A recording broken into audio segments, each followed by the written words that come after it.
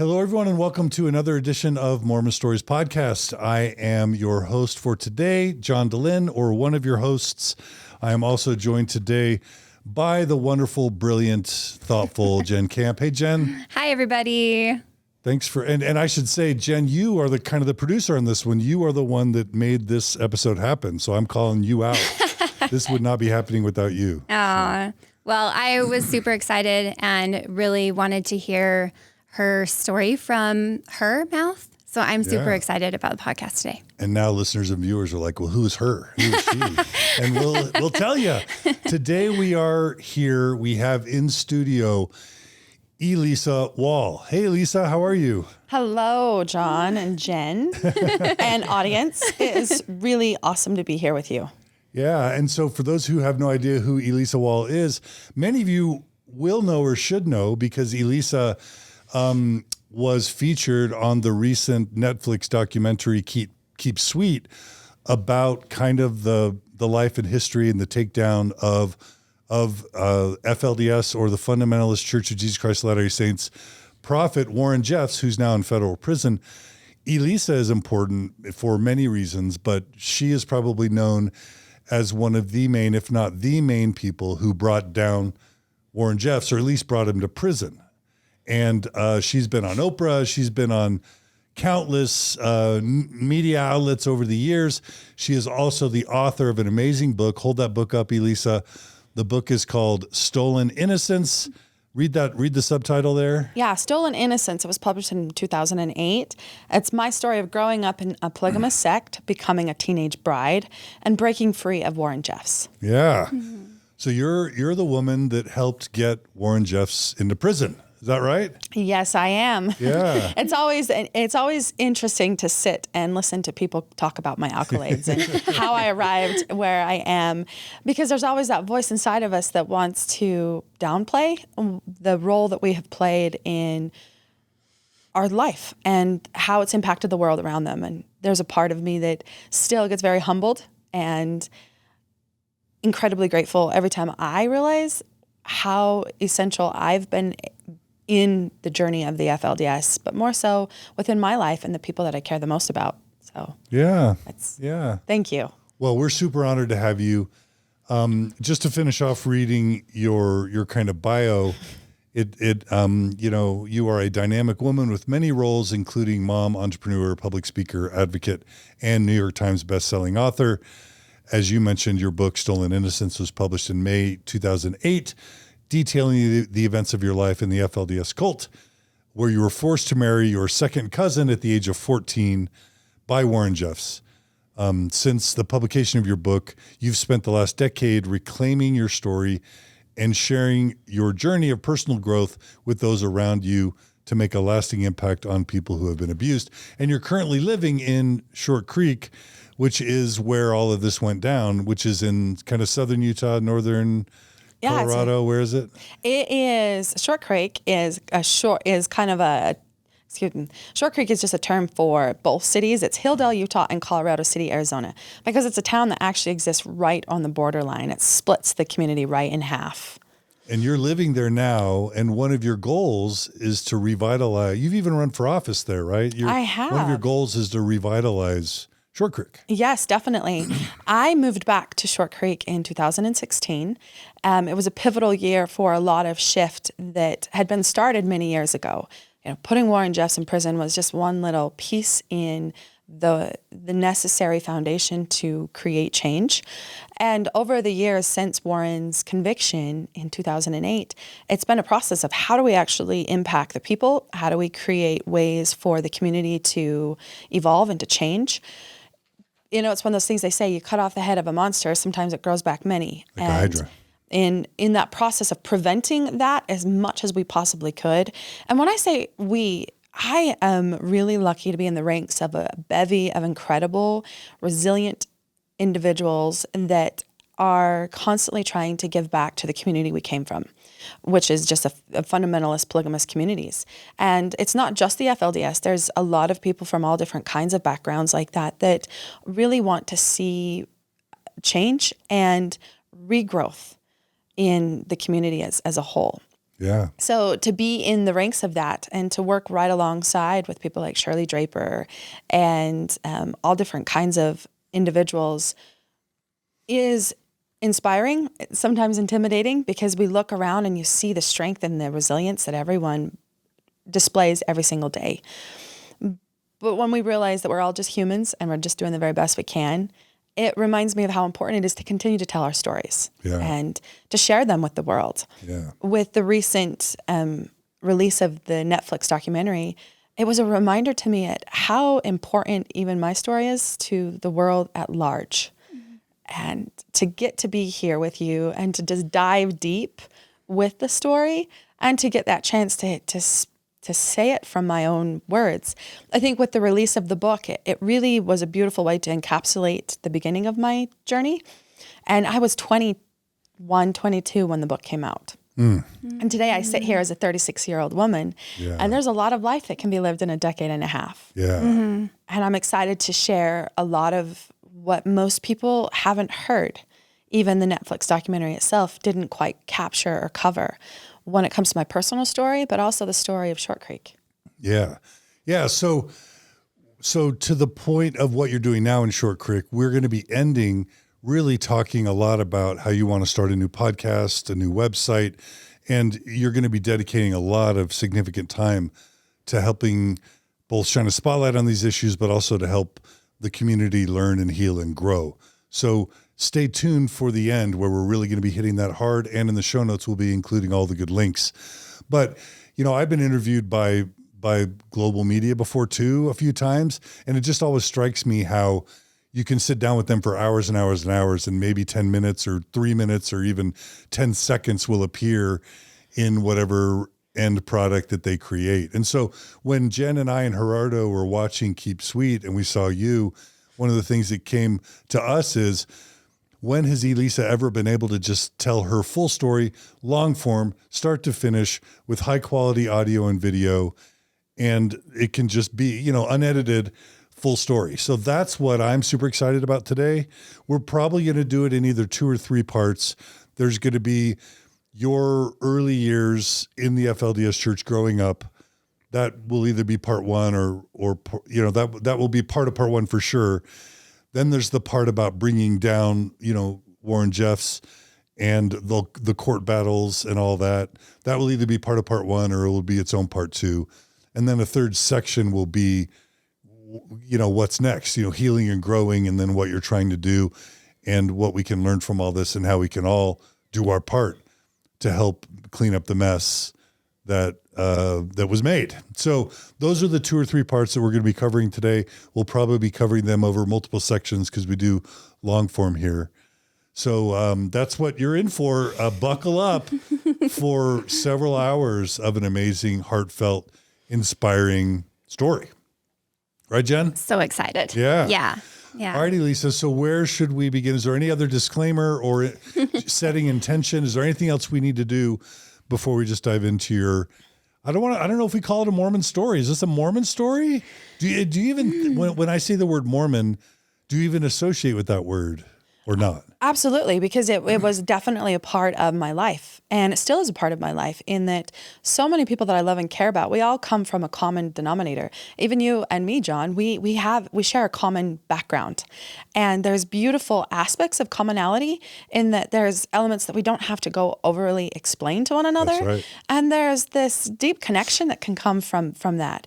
But then where it kind of splits off is how each individual person has reconciled that background in their own lives, and to see the delicious and unique ways that people have adapted in their world. I'm really excited because my goal today here is to be in the seat with the listener and to get that opportunity to tell my story all the way through. Because as you said, I've worked really hard with all different kinds of media outlets to try and tell this story so that it could impact change. Because we live in a world where so much is accomplished with social change. Yes, there's the justice change that comes when you do use the court systems to stand up against tyranny of all kinds. It's long and arduous, and sometimes it's forgotten by the change makers. Right. And being able to share your story, to claim the whole entire story, the vulnerable experience of what that claiming process is, but then how it shows up in the eyes of the audience and the ears of the audience. And I just, to all of you listening today, thank you for being on this ride with me. It's going to be a ride, and there will be tears. And I hope that as it resonates with you as a listener, that those emotions that it brings up, I invite you to let it be. Because I am just like you. And remember, don't put me in a category all by myself. I come from a unique background. I have a unique story, but I'm really just like all the rest of us. And that is, we're doing the very best we can with what we have. And it's always getting better, because we're always getting better as individuals. So Beautiful. Thank you for being here. Beautiful. Okay. So you're okay being associated with the term Mormon. So Absolutely. I guess I'll say it. Where does your Mormon story begin? Elissa Wall? My Mormon story? My Mormon story begins as a child. I was born into a polygamous family in the break-off group called the Fundamentalist Church of Jesus Christ of Latter-day Saints. Now, this is a fundamentalist polygamist sect that broke off from the mainstream Mormonism right around the time of John Taylor. Who was the third prophet of the Church of Jesus Christ of Latter-day Saints, right? Yes. And it really broke off because of the topic of polygamy. And it was at a time. We're probably talking 1880s, probably. Great. I'm going to default to you for history dates. Yeah. I'm a woman, one, and I'm also a deep feeler. And so I describe life in feeling, not in details. Yeah. I'll do my best. Me too. Yeah. So you guys keep my historical facts great. And I always tell people, when you're in the depths of a story, sometimes those really, scrutinizing the details, you miss the point. It's Yeah, totally. I was just trying to give our listeners and viewers kind of a sense of scaffolding. It looks like John Taylor was prophet from 1880 to 1887. Yes. So that's when he was prophet. And you're saying there was the Church of Jesus Christ of Latter-day Saints, and then keep going. Around 1880-ish. Definitely. And it was after the manifesto that it really clinched this break off. And, we were told a very different history of the Mormon religion and the Mormon, how it even came about than even, I think, most mainstream Mormon believers or non-believers now had. Like, we had very different perspectives of how our faith was even established here in this world. So like what the story we all hear. Well, first of all, none of us were ever told that Joseph Smith practiced polygamy. That's, believe it or not, we're in 2022 right now. Most Mormons prior to 2010, 2015 were never taught that Joseph Smith was a polygamist. We learned that because of the internet. And then once we learned that Joseph Smith actually practiced polygamy, then we learned that polygamy was practiced starting with Joseph Smith around 1833, 34. But then he was killed. Brigham Young took over. They moved out to Utah. And that between 1834 and around 1890, the Mormon Church openly practiced polygamy, but then the federal government started persecuting them for practicing polygamy, putting our ancestors in jail, seizing their property, so that by 1890, when Wilford Woodruff, who was the successor of John Taylor, became president of the LDS Church, in the manifesto that you just mentioned, he declared to the world, we're going to stop practicing polygamy. We're not going to do it anymore. That was 1890. The manifesto was issued. Now the church kept practicing polygamy for another 15 years, secretly lying about it and hiding it. So a second manifesto had to be issued. So by like 1905-ish, the Mormon Church, and give or take 5 or 10 years, the Mormon Church literally stopped. And that's the story we're told. Now, what's the story you were told? I love it. I love to hear all of the different pieces. And I also tell people that it's all in the eyes of the perceiver, and I'm just one perceiver of the experience of the FLDS. And I was just one of the students sitting in history class as we got this rendition of what it was. But to kind of boil it all down, and there's lots of nuances, and to all of you beautiful FLDS ex-FLDS that are out there, we all have our own story and we all have our own perception, and I deeply respect that. But for us, the story of even Joseph Smith really centered around the idea of celestial marriage, which is the practice of polygamy.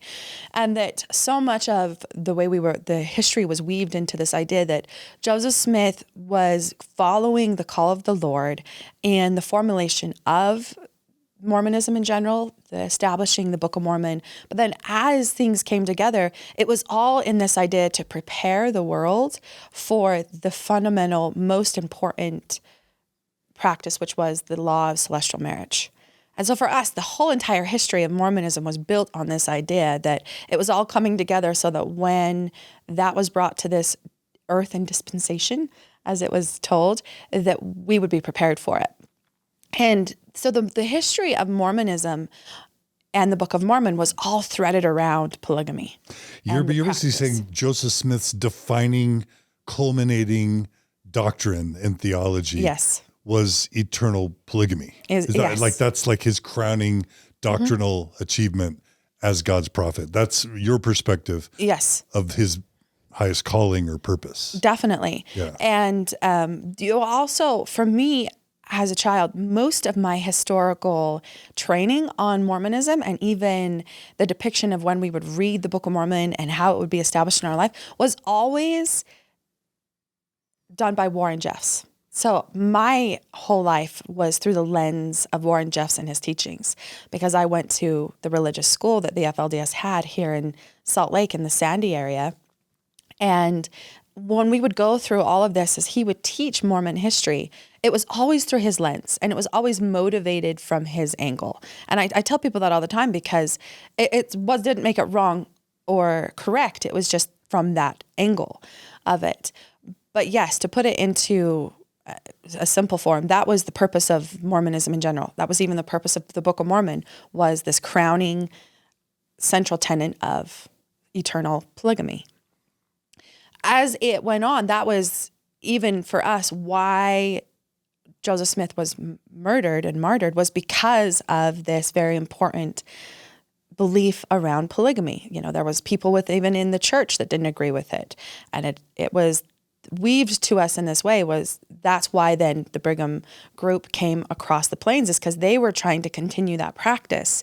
They were following in the true and everlasting way, whereas other people were false prophets, or other people were distracted from the true power of God and why it had returned to this dispensation.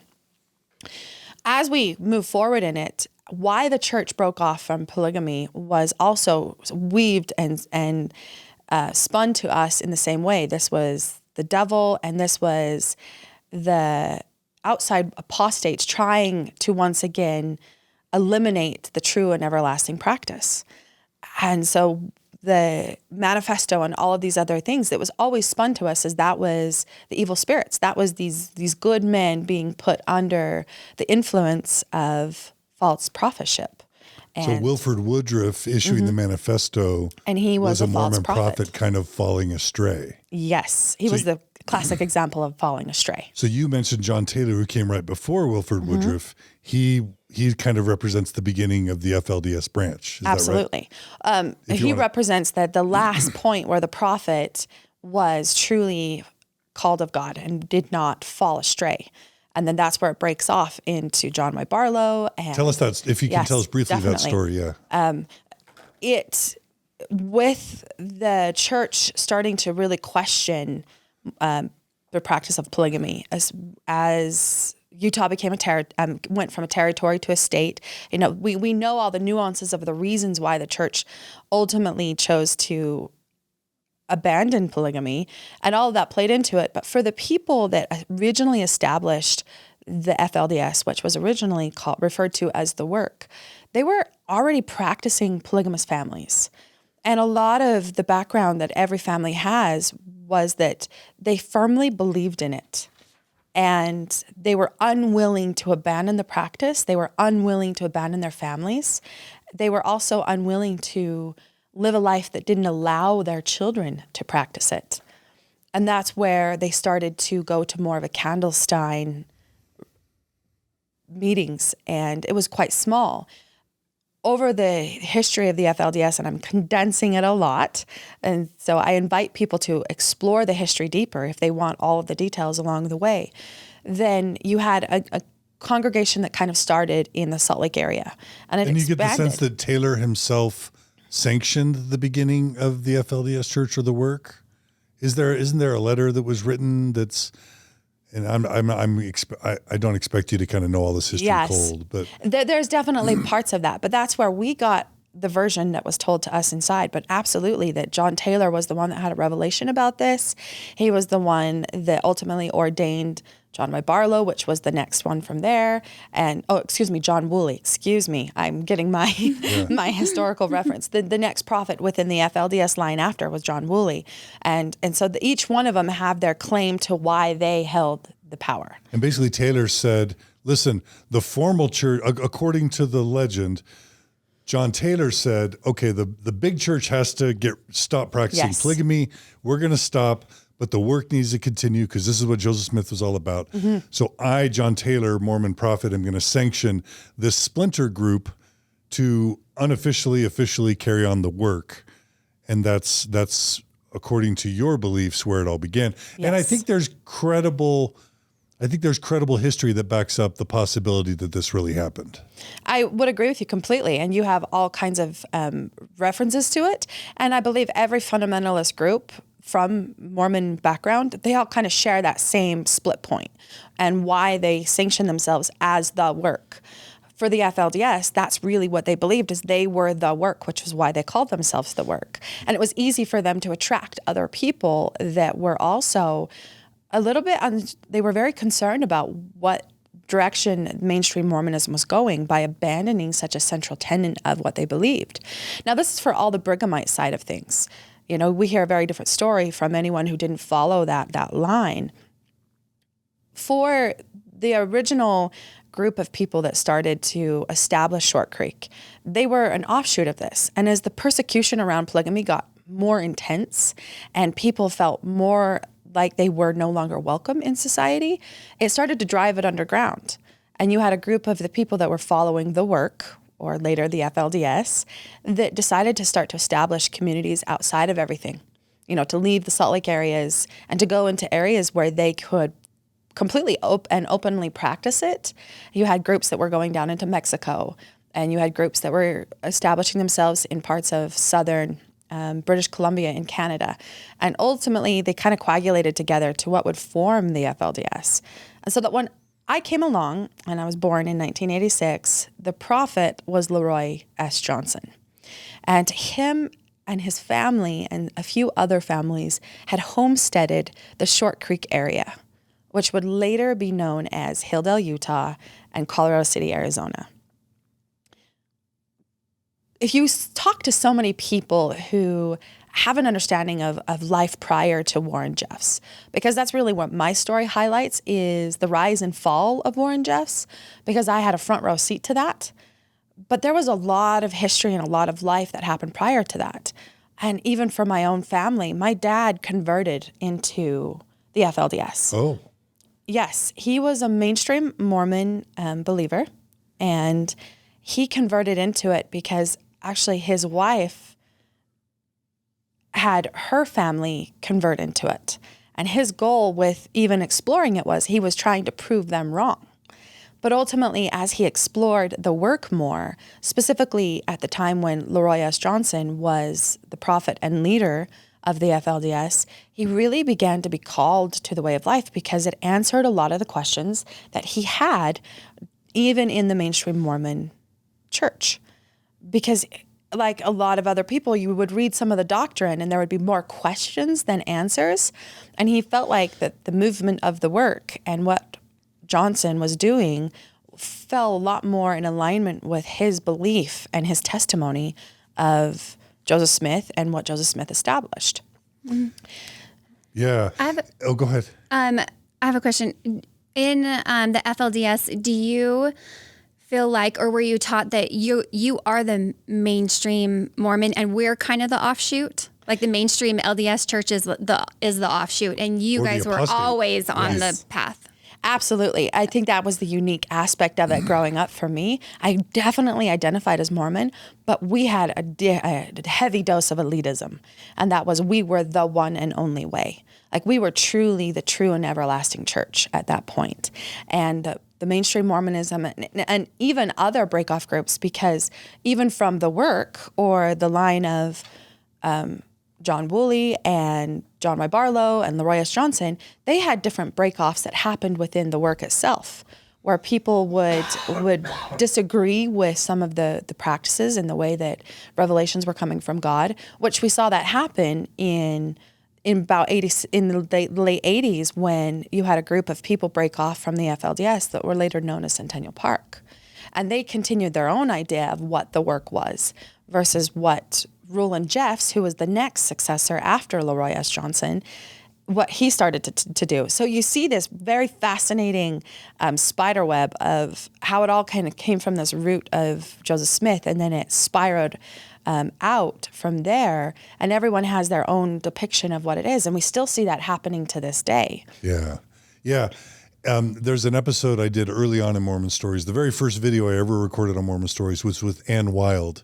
Oh, yes. She was the first Mormon Stories video, and she tells the story of how she converted to fundamentalism from mainstream Mormonism. She actually stayed active in her Salt Lake City East Bench Mormon ward as a polygamist, but just still raising her kids in the church, even though she was practicing polygamy. But what you talk about with your dad and your mom is this idea that the Mormon church, sure, they claimed to stop polygamy in, 1890, but they didn't change the doctrine. So D&C 132 still calls polygamy the new and everlasting covenant to this day in 2022. And we've covered that in our recent episodes with Sandra Tanner. But if you go back and read the statements of Joseph Smith, the statements of Brigham Young, John Taylor, Wilford Woodruff, the Journal of Discourses, which were recordings of general conference talks by early Mormon prophets, seers, and revelators, they say things like polygamy will never be taken from the earth. You can't get to the highest degree of the celestial kingdom without polygamy. You have to have at least 3 wives to be able to make the celestial kingdom, that sort of thing. And then again, it's called, in the current version of the Doctrine and Covenants, in the current Church of Jesus Christ of Latter-day Saints, it's called the new and everlasting covenant. And so if I'm your dad or I'm your mom, if I'm raised Mormon in the 1980s, let's just say, or the 1990s, and I just really want to learn my Mormon history, I start reading these things and saying, wait a minute, it was never supposed to be taken away. I want to get to the celestial kingdom, but Brigham Young or whoever's saying the only way I'll get to the celestial kingdom is if I start living the principle. And so it's a natural, and Ann Wild's story talks about this, but it's just this natural gravity that's been happening for over 100 years, where mainstream LDS church members start studying the history and then get pulled towards fundamentalism or living the principle. Because it's safe to argue that is the true Mormonism, because it's the Mormonism you could argue Joseph Smith died for, and that's legitimate. That's not just your spin. We all know now that Joseph was put in Carthage jail primarily for covering up the polygamy he was practicing and trying to hide. So it's 100% legitimate for a Mormon to start looking back to fundamentalism if they're trying to live true Mormonism. I would completely agree with you on that. And in talking with my father now and realizing where his journey came, because I think one of the things that I've ran into, even with the way that I've shared my story, I've written my book, and even the topic of Warren Jeffs, like, it brought it to an extreme version. And it's bringing it back down to ground level, where we remind people these were good people. They didn't just wake up one day and decide to start a cult that became an extreme version of something. Or like sex fiends that are just trying to sleep with everybody. Not at all. Yeah. It was good people that were really trying to follow what they believed was a fundamental aspect of Joseph Smith. Yeah. And that's where we always, like, every home had a picture of Joseph Smith, and every home had a whole succession of prophets. And yes, you saw the point where it broke off from Mormon, the Mormon lineage of their prophetship, the mainstream Mormon line of prophetship, and ours began. But we always believed that we were the true and everlasting. We were the few key holders to all of it, and that everybody else was apostates or Gentiles. That was the three categories. There was us, the FLDS, there was apostates, and then there were Gentiles. For me growing up, even though I didn't understand a lot of this history around the nuances of how, it was just always this, they were led astray by the evil spirits. The apostates. The apostates. The mainstream Mormon church was led astray. And in that process, they were trying to root out anyone else that believed the true way because they had been completely taken over by Satan and false prophets. And so that's why we lived so secretive from throughout my entire life. And you saw that in the beginning of the history of the work. It was very secretive for a lot of people. If you look back on anyone that continued to live polygamy, there was a time frame in the history where it was very scary. The raids, right? The raids. You want to talk about the raids really quick? We can, but even prior to the raids, for people, I think that's why they gravitated towards the work on the FLDS is because they saw it as a way to stay safer in numbers. Instead of just one family trying to continue to live polygamy, more of them coming together to become self-sufficient and take care of each other would make the chances of them being able to survive that far better. Within my own family, looking back on my mother's where she came from, she was a multi-generational polygamist. Her family lived it, her mother lived it, and you see it go back all the way. And so when my family came together, on one hand, you had my dad and his first wife who were converts and had lived the mainstream Mormonism. They were college educated. And then you had my mother who was a multi-generational child of the work and was heavily indoctrinated in it and lived, that was the only way to live, was what was being taught to us. It created a unique aspect because as the children came along within my family, we had different perspectives, even if they were subconsciously given to us. You had my dad who had an outside world perspective, and then you had my mom who had followed the line of perspective of being very afraid of authorities and how it had to be secretive.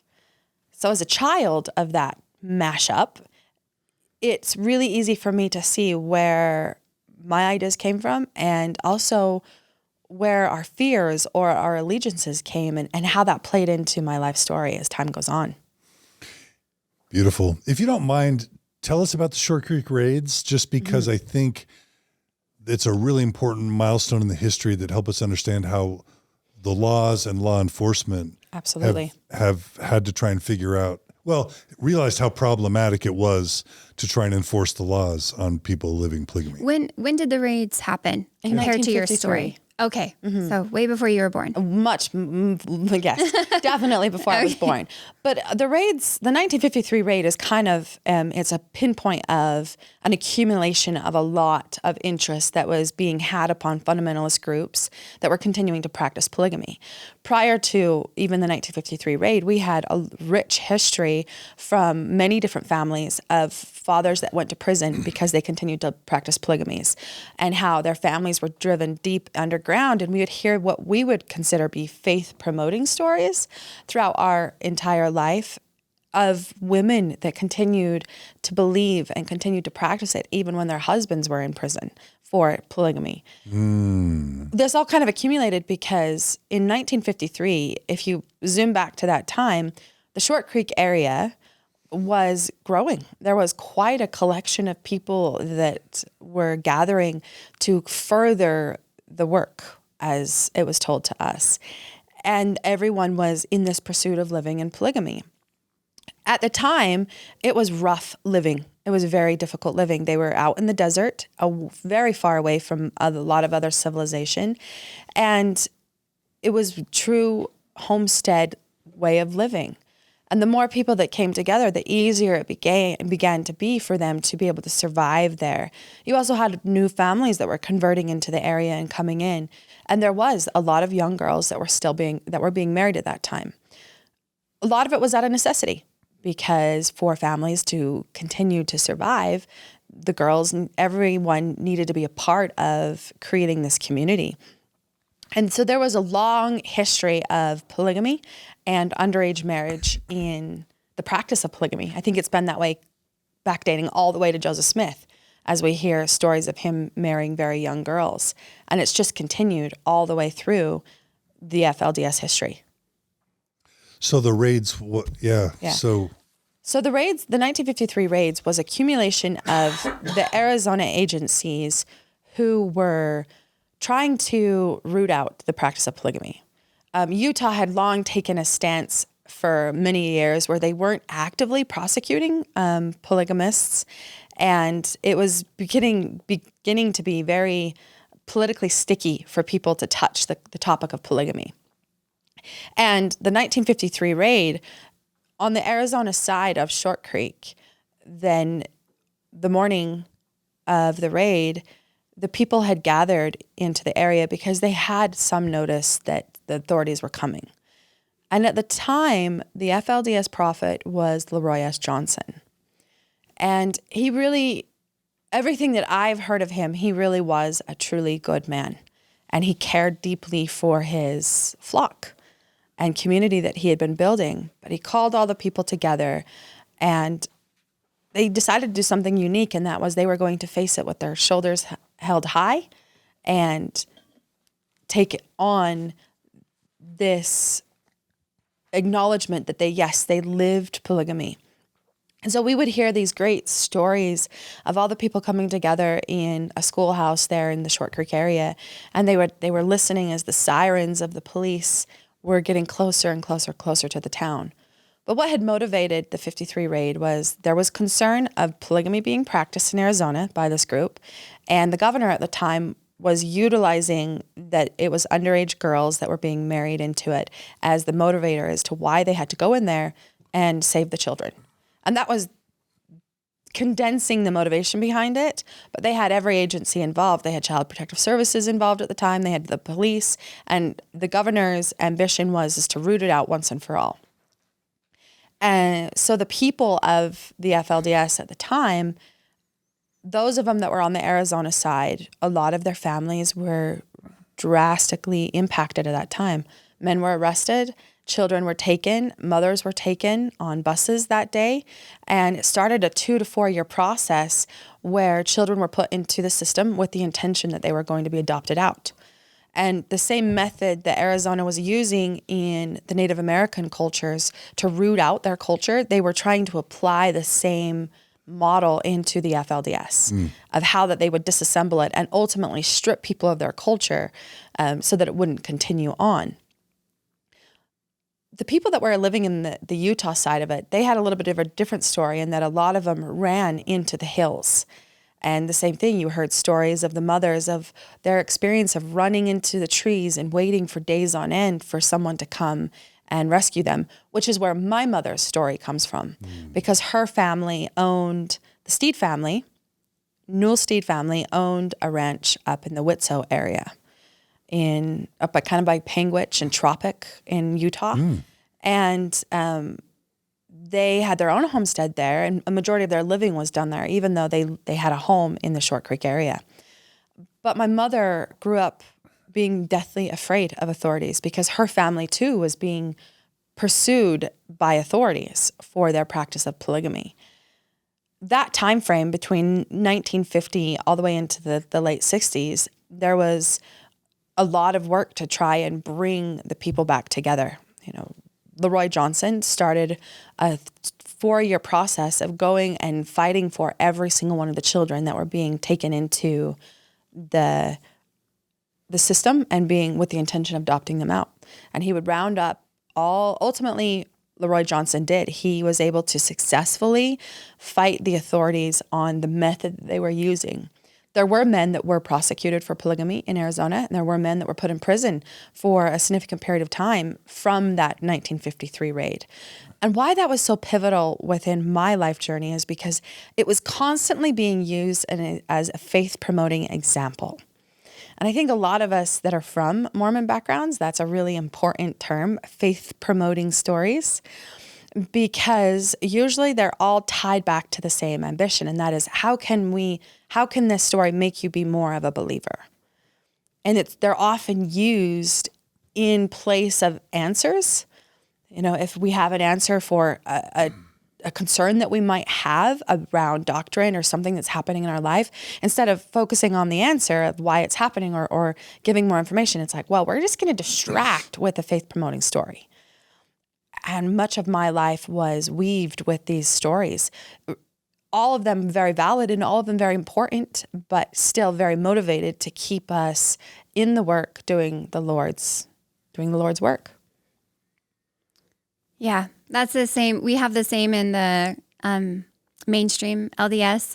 That we like to call it thought stopping. But like we'll have a question, and we'll ask the question in class or wherever, something we've been thinking about, and instead of answering the question, they'll like thought stop it and then go into a story or some faith promoting, Definitely. Message that they want to give us, but it's not answering the question that we had at all. So I feel like we have that same kind of dynamic. I think a lot of people do that come from unique religious backgrounds, that concept of thought stopping. I really appreciate knowing that, because I'm just going to pick that up, and because it encapsulates what we went through. Even for me, that journey of thought stopping and how it later ripples into your life, because it's a form of programming that is incredibly destructive in life in general, because it's used, for me, it was used on every level, even something as simple as, why do I have to do my chores?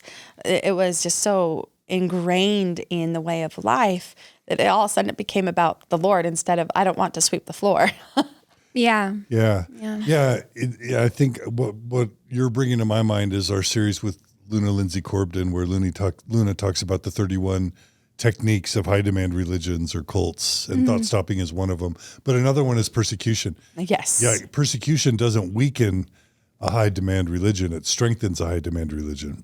So definitely. So all that we'll put a link to that in the show notes. But persecution is just, and like you said, Jen, we have our own persecution stories, whether it's Hans Mill massacre. We won't talk about the Mountain Meadows massacre, but we'll talk about the Hans Mill massacre because that's when we were persecuted. Or we'll talk about Joseph Smith getting tarred and feathered, or we'll talk about Joseph's martyrdom with Hiram. We'll leave out that they were put in jail for destroying the printing press, or for practicing polygamy secretly and lying about it.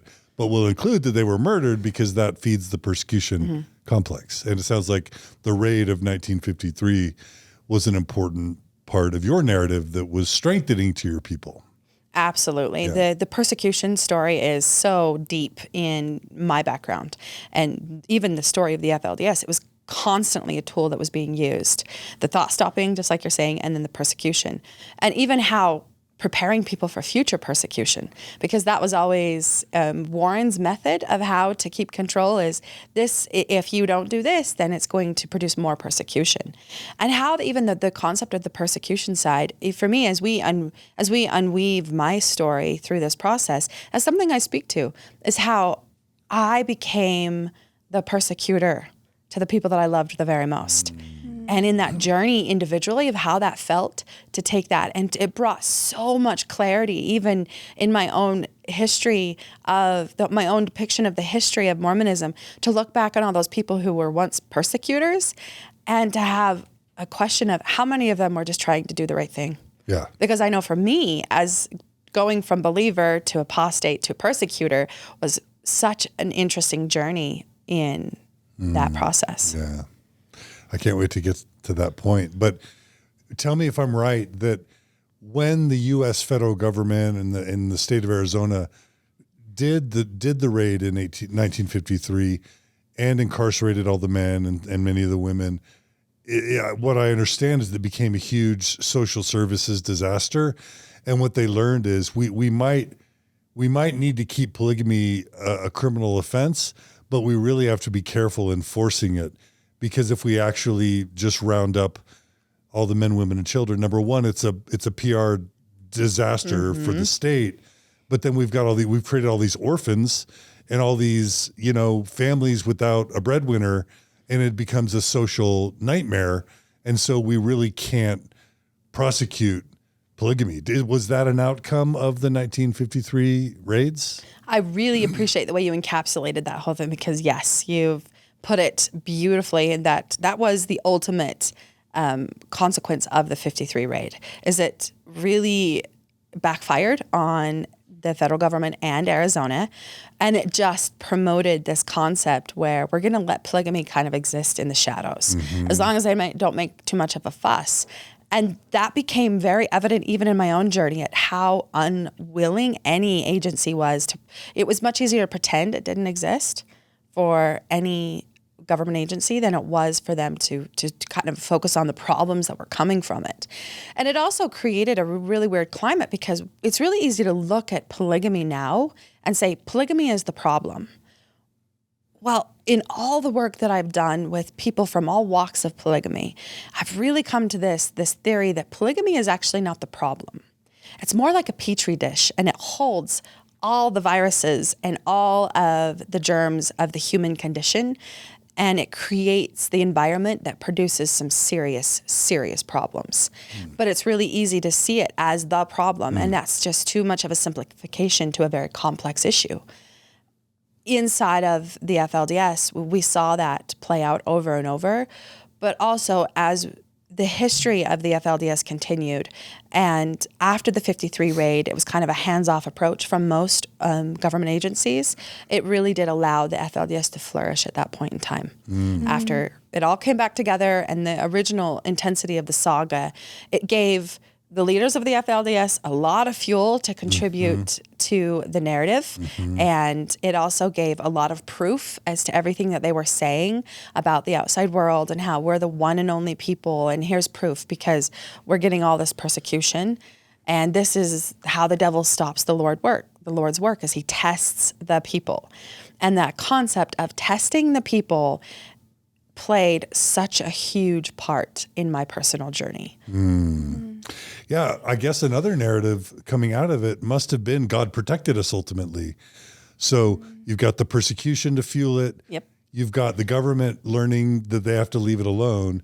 And you've got all the members saying, hey, God protected us, so we've got God's blessing.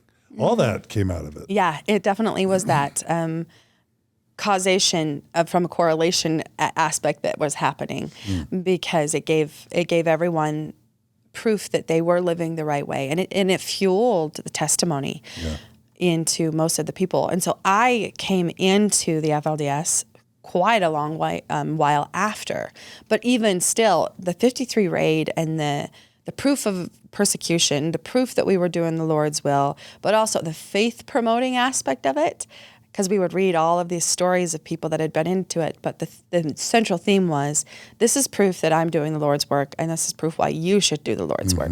Yeah, powerful.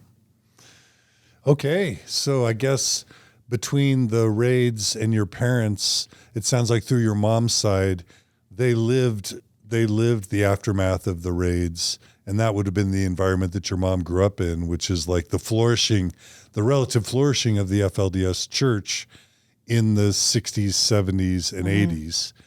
That was your mom's background, right? Definitely. And then Dad converts into it. For a lot of people like my mother, there was an element of fear that was really essential to why Warren was ultimately able to do what he did, is because you had a whole generation that grew up in an intense amount of fear of the outside world. And it forced an even more intense seclusion from the outside world. And that's where you saw things start to really shift, was in the years following the 53 raid. When the raid happened, LeRoy Johnson was the current prophet and leader of the FLDS. Who would be his successor was Warren's father, Rulon. Okay. After LeRoy passed away. He lived a long life, and he really tried to lead the people for most of that life. But that's also a pivotal point within the history of the FLDS, because LeRoy's passing created another split within the work, within the people. Because you had some people that were believers that Rulon Jeffs was the next successor, because he was claiming himself the next successor. But from my understanding, what the problem was is LeRoy never did name a successor. Yeah. And so the decision really fell upon people that would step forward. But also there was a lot of shifts that were happening even within the structure of the FLDS and how they were practicing Mormonism in general. And some of it came with this concept of the one-man rule. And it was this revelation that started to kind of happen. And I'm not 100% sure as to what created this revelation around the one-man rule, but it was this idea that the structure that a lot of people are familiar with within Mormonism has the prophet, then it's got the counselors. You'll correct me if I'm wrong, because we didn't have that at all.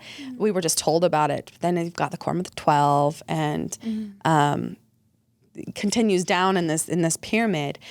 When I came along, all it was the prophet, who was at the top of the pyramid, and one other layer, which was he had a few counselors. He had a few people and so it was 3 people that ran the FLDS. When LeRoy Johnson was in his later years, they started this practice of arranged marriage. It was always kind of somewhat practiced by people of what it was like for a young woman to come and talk to the priesthood, as they called a lot of the power of the FLDS. You know, for a lot of people that have Mormon backgrounds, priesthood it's just kind of one of those words that you just know, you get, you're got, not taught, kind of. But for a lot of people that don't understand, when we say priesthood, they're like, well, it's very confusing. What is it? Is it a brotherhood? Is it a, like... Catholic priests? Yeah. What is it? What I tell people a lot is it's this depiction of this imaginary, intangible power that comes from God through usually the patriarchy. We never had any beliefs that priesthood ever came through the line of women. Women could only access this power that was gifted from God through that of a man. And that's the only connection that they would really have to priesthood. It was really important to the FLDS because priesthood became synonymous with everything. You know, we were working for the priesthood. We were trying to continue the priesthood's will, and it also became kind of interchangeable with church. We didn't really call the FLDS the church. It was the priesthood. And so it was a term that was kind of mashed up into mean a lot of different things. Why the priesthood was important to the people of the FLDS is because it was all powerful. And it became that way over time. And it became more so that way as each successor would come in and bring their own perspective. And with each successor of the prophetship, they also had new revelations. It wasn't just fundamentalism and the original belief system that was introduced by Joseph Smith and then later continued by Brigham Young and John Taylor and so on and so forth. It was always, there was something new that was being brought to it. And one of them that had started in LeRoy's time that then was definitely promoted extensively so was this idea of the end of the world, that the end of days were coming. And it was this really interesting story of, you know, the world's going to come to an end because the Lord is ready to bring the true dispensation of Zion. And in that process, what would happen is the good and faithful people would come together and that they would be lifted up off the earth, and there would be a series of destructions that would wipe off all evil from the earth. And once that was complete, then the righteous people would come back down and they would establish a utopia. And we would have these vivid stories and ideas planted into our heads as children of what that would be like. And it was this magnificent place where, you know, the streets would be paved with gold and no one would experience pain. And there was abundance for all. And it was depicting this magical world that we were all going to be happy in. And it was often used as that carrot that was hung over our head, because for a lot of us that grew up in the FLDS, it was a very difficult reality. There was not a lot of joy. There was not a lot of reason to be living in it, but we were always hoping for this future time. With this onset of the end of the world coming, LeRoy started some of these practices such as arranged marriages, where instead of girls and boys coming together to decide who to marry, because that left too much option for people to be led astray, and it kept creating problems where the boys and the girls would fraternize with each other. Then he realized that, I believe part of what was happening was that there was other men who were also doing arranged marriages. And to combat that, that's where the revelation of the one-man rule came in. And that is only one man is that true link to God. He is the one that gets the revelations, and everyone else flows through that. Everyone's a conduit of that, and they are a messenger of that message from the one man.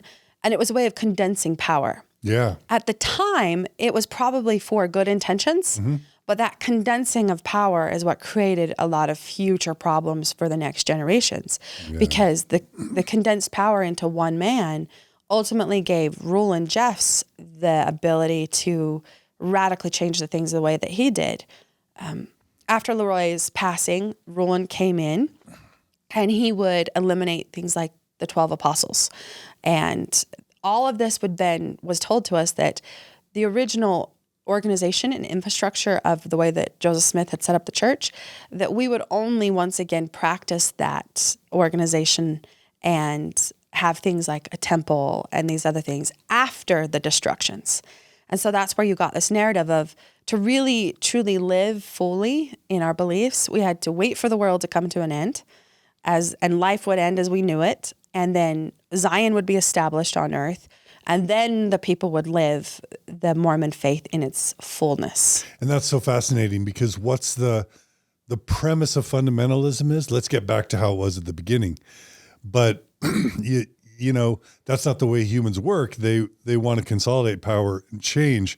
And so you're telling me that LeRoy Johnson and LeRoy Jeffs intentionally and consciously change things away, as fundamentalists, change things away from the way Joseph Smith did it, because Joseph Smith had a first presidency, which meant 2 counselors, and the Quorum of the 12, and he had 70s, you know, and bishops. Like, he had all these ways to distribute power.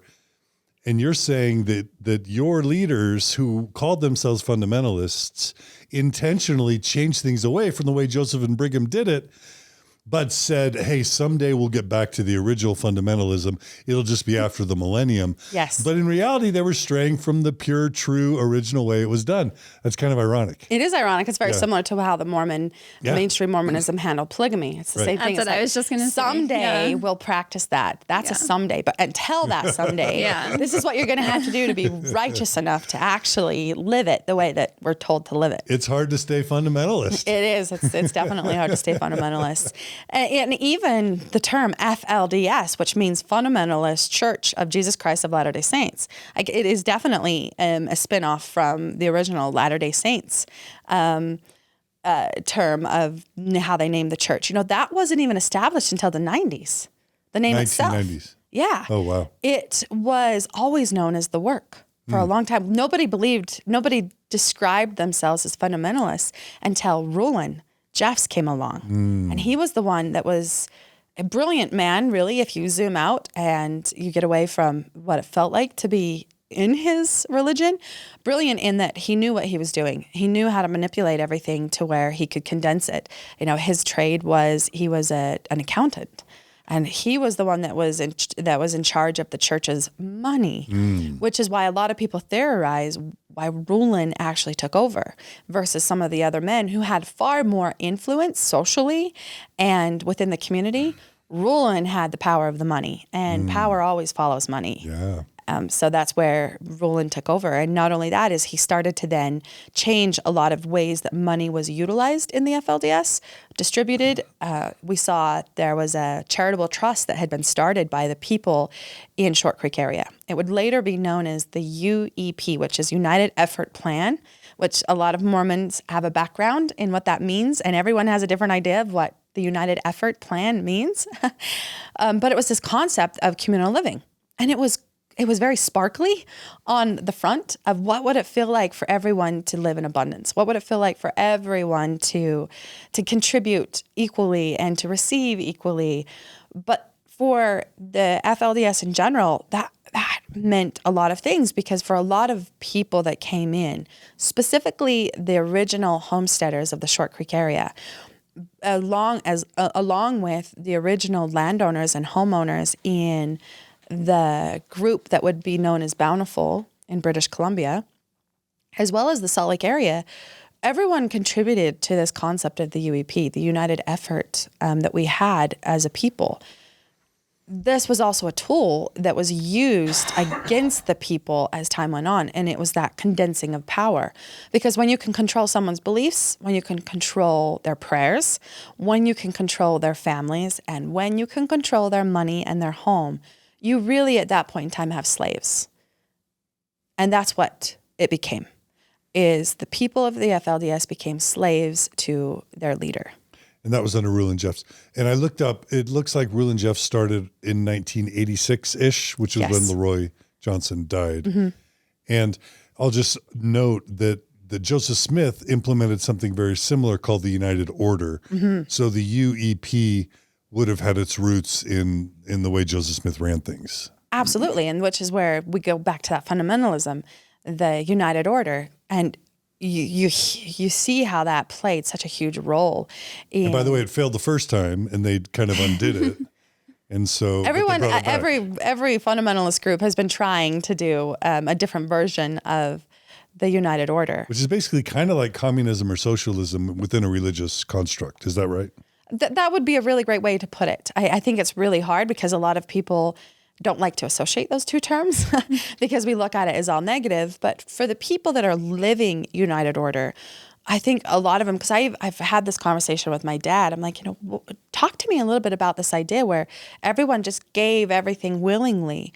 And for those that were actively living it and trying to practice it, it was fed to them in this way that by giving your all to the Lord, you become equals among one another. And as equals among one another, that's when the true purity of the priesthood can be established amongst you. And so for most people that were contributing to this concept of United Order, they really did have good intentions. Yeah. And they really believed that part of this, part of the struggle between the physical experience of the body and the experience of spirit and our souls was you had this concept of sacrificing your physical life. And that became such a huge theme in the depictions of Rowland and Warren. Sacrifice the now for salvation, more than any of the other prophets leading up to it. And that was another tool, is it was like, if we can get people to be okay with the really, really crappy life they're living right now for this potential future, way shinier, happier, ultimate illusion of what they really want, then it was just another form of control, because you got people to be able to put aside their survival mechanisms and literally abandon that fight or flight concept.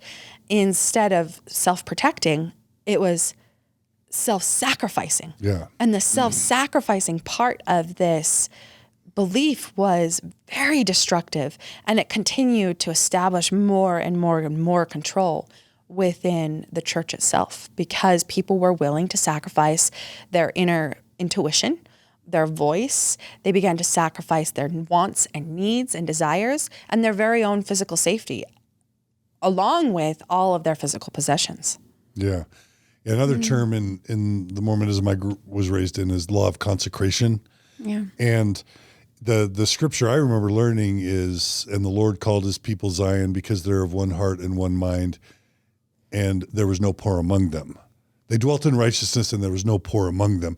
I imagine one of the justifications for the UEP was to alleviate poverty amongst your people as well. Absolutely. And it was its origination, because if you reach back to the people that originally started it, it was a really interesting concept of how to kind of help each other move forward and protect it also, because that was always a part of it, is how do we protect what we create so that it doesn't go away and we can just continue to build and to build. And I think every human wants this idea of being a part of something greater than themselves. Mm-hmm. Yeah.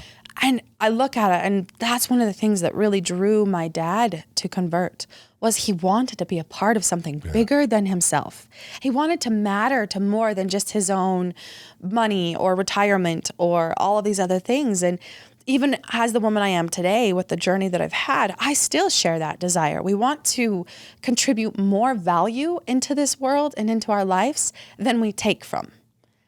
And to see how, for my journey and the people that I came from, how that desire, that true, pure desire to create more value was twisted and perverted and manipulated for so many years to create the tragic events that would unfold as time went on. Yeah, so good intentions even amongst the leadership of the FLDS church, including Rulon. LeRoy and Rulon probably had good intentions. Definitely. Yeah. It's been an important journey as an advocate and a speaker for my people to have a sense of neutrality when speaking of these things, because I think when we polarize into one side or the other, into victim or perpetrator completely, it takes away from the true essence of the story and what happened, because by looking at Rulon and saying he was just an evil man, it takes away, and it's really easy for people to put that aside. In some of the work that I've done, when my purpose for speaking a lot of the time was maybe somewhere along the way it will reach people that are currently entrapped in the belief system. But really the only way to reach that is to maintain a sense of neutrality and to realize the humanness in everyone. Even people like Rulon and LeRoy Jeffs. Yeah. Yeah. Okay. So Rulon takes over in 1986, has control of the purse strings, consolidates power, gets rid of a first presidency or quorum of the 12, carries on with the tradition of assigning marriages. Mm-hmm. Is that? Yeah, in the same year, cue the magnificent soul that would be born as Elissa Wall. Oh, 86? Yes. Oh, wow. I was born right around the cool. same time. I was born in July, and I was the 19th child of my father's ultimate 24. My mother was his second wife. He would ultimately have 3 wives and would be on his journey to obtaining ultimate salvation.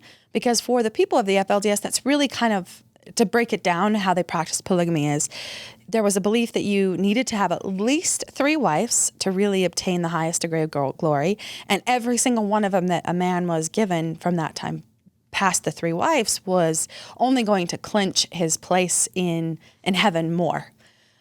For a lot of the people that were living in polygamy, this push to have 3 wives was kind of significant.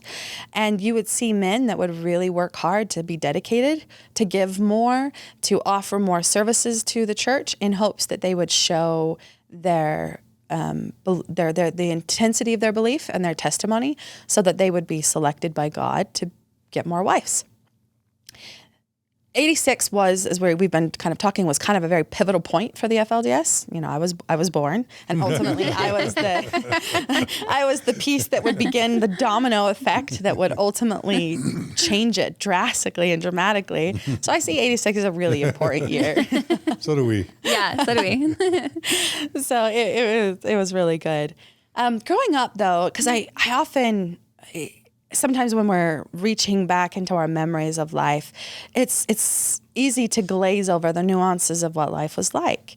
But for a lot of the listeners today, that's really what we want to dive into is what was it really, really like? And to kind of give the short version, but then to dive into it as we bounce ideas back and forth and questions. I was raised as a product of my environment. Even though I was born in Sugar House, Utah, in the larger Salt Lake Valley, and LeRoy Jeffs' headquarters were in Sandy. He had a school that was a private school that was called Alta Academy. That was in Sandy? That was in Sandy. And right in the heart of Utah Mormonism. Right in the heart of mainstream Utah Mormonism. But that was part of the tool that was used for the people inside of the FLDS, because even though we were right in the middle of the city and we were part of the city, we were not. We were miles apart because we didn't do a lot of what the people in the city did. We didn't have television. We didn't read a lot of outside books or information. We didn't do a lot of the news. My dad would, because he kind of grew up that way. But that was something that my family always kept secret, we didn't, nobody was supposed to be watching the news, but my dad often did. But what it was is there was this constant push to distance yourself even further from the outside world growing up. And it was constantly being established because we were always being told, you are the Lord's chosen people. And what that did is that created a really subtle, but also not so subtle, a climate of elitism and racism and bigotry that it took me a lifetime to kind of unwind and unweave in myself. Because when we would look at our neighbors, for me as a child growing up, it was this feeling of almost pity, because I felt sad and sorry for apostates or Gentiles, particularly because ultimately they were all going to die. And hopefully later, after we've established Zion, then we would start all of these temple processes and ordinances that would allow for us to call all of those lost souls and ultimately create salvation for them. So for me as a child growing up, I not only was a part of my church, but I was a part of this very intense movement in this world to ultimately save the world.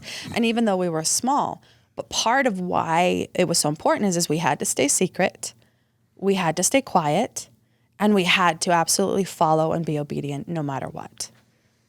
It's kind of mind-blowing to me because I live in Holiday, Utah, which is, let's just say, 10 to 15 minutes southeast of downtown Salt Lake City, kind of East Bench, suburban Salt Lake City.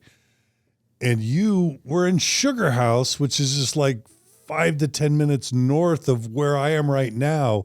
It's just so hard to imagine you living in the heart of Mormonism, but living as a fundamentalist. But this has been true for 100 years. Fundamentalists have been all throughout different parts of Salt Lake City, East Mill Creek, Sugar House, Sandy, Bluffdale. There's been polygamists in the heart of Mormonism from the very beginning. And it's just bizarre to think about that.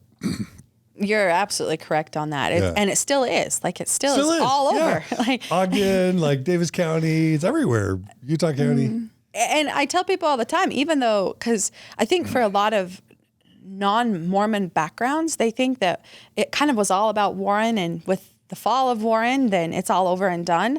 And I always have to remind people, no, it's not. It's still very much going on. And back to my thing, polygamy is not the problem. It's the application of how people live within it. And even for all of the polygamists that are living all over Utah, all over, specifically the Western United States, all up and down into Canada, clear all the way down into Mexico, there's always been this shield that everyone has existed behind, and that is it's illegal. So therefore we keep everything secret.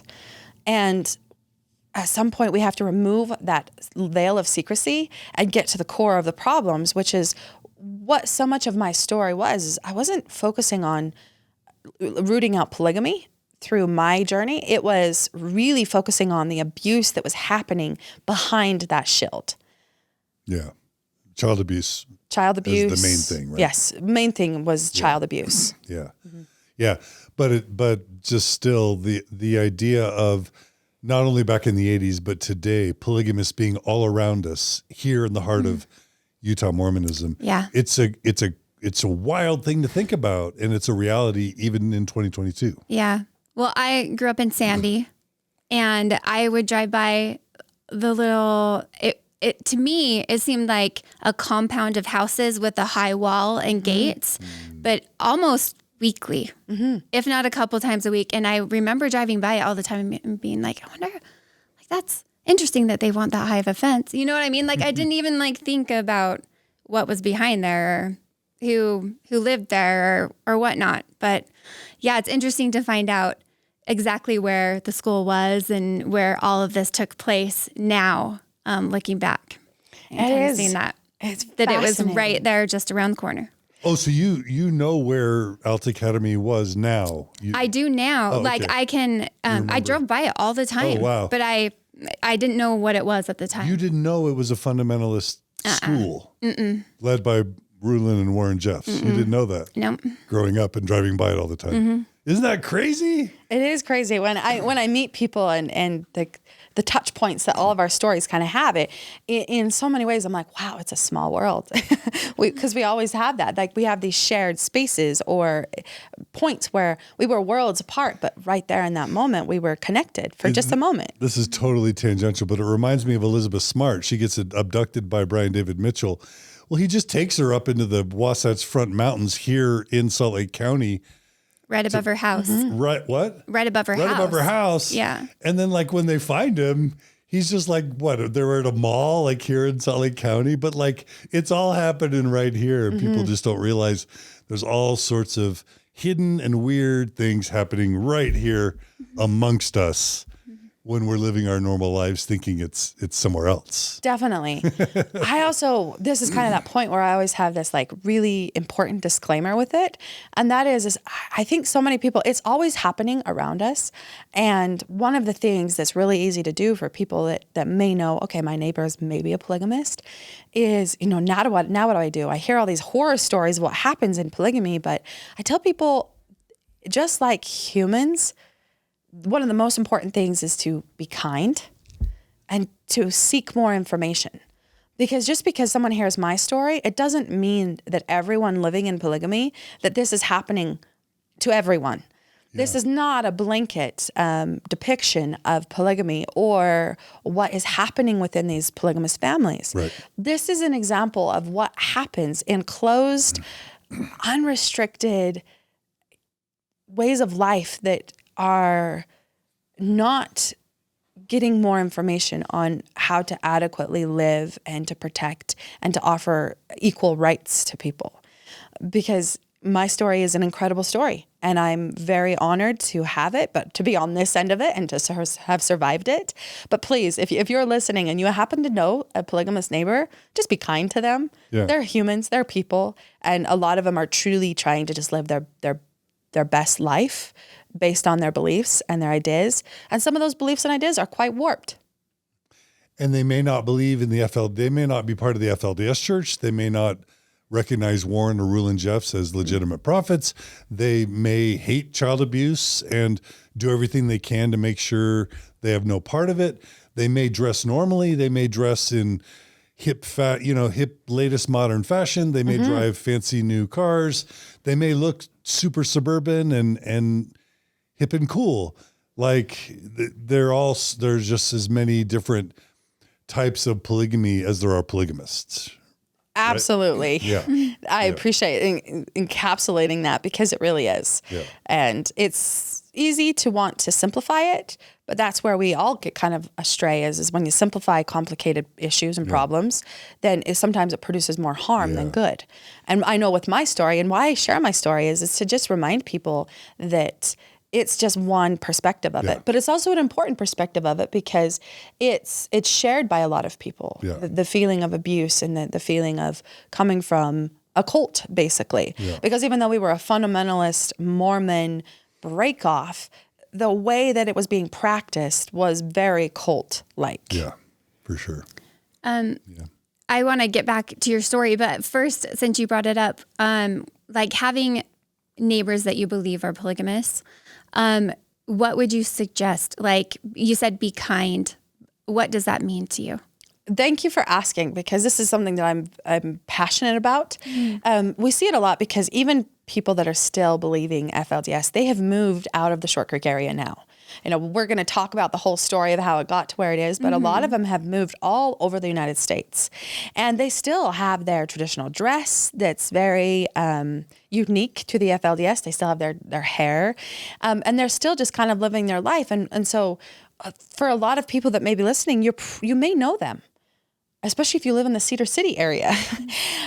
What I say when it be kind is it's just the same, to treat people with respect, no matter their creed, no matter their belief, to not ignore the signs of where and how you can help them, but to always treat them with respect. I know for me growing up in it, I can't tell you how many times where when we did engage with the outside world, what it felt like to just be stared at, to be gawked at, to know we were different and to feel it on every level, and to not have people approach you or even question or not even see you as a person. And for a lot of people that are currently maybe in that, they want to be seen as humans. And so there's great value in befriending them. And I hear stories now of people that were still a part of the FLDS even after Warren Jeffs was caught and put in prison. And what really turned the tide for them is their neighbor was kind enough to start a relationship with them, to just start a friendship. to help them get a job from some manufacturing plant down the road. And it was this slow process that helped them to kind of wake up from a sedated mindset to maybe there's more.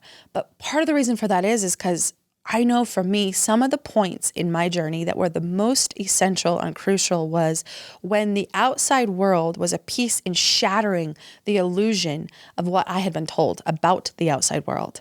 And for people to be kind and to see me as a human, no matter where I fit in all of it, was really important, because then I was able to say, well, in my head, the story was, well, that didn't happen the way I was told. I was told that they were going to be horrible and mean, and they were immediately going to try and persecute me or rape me or murder me.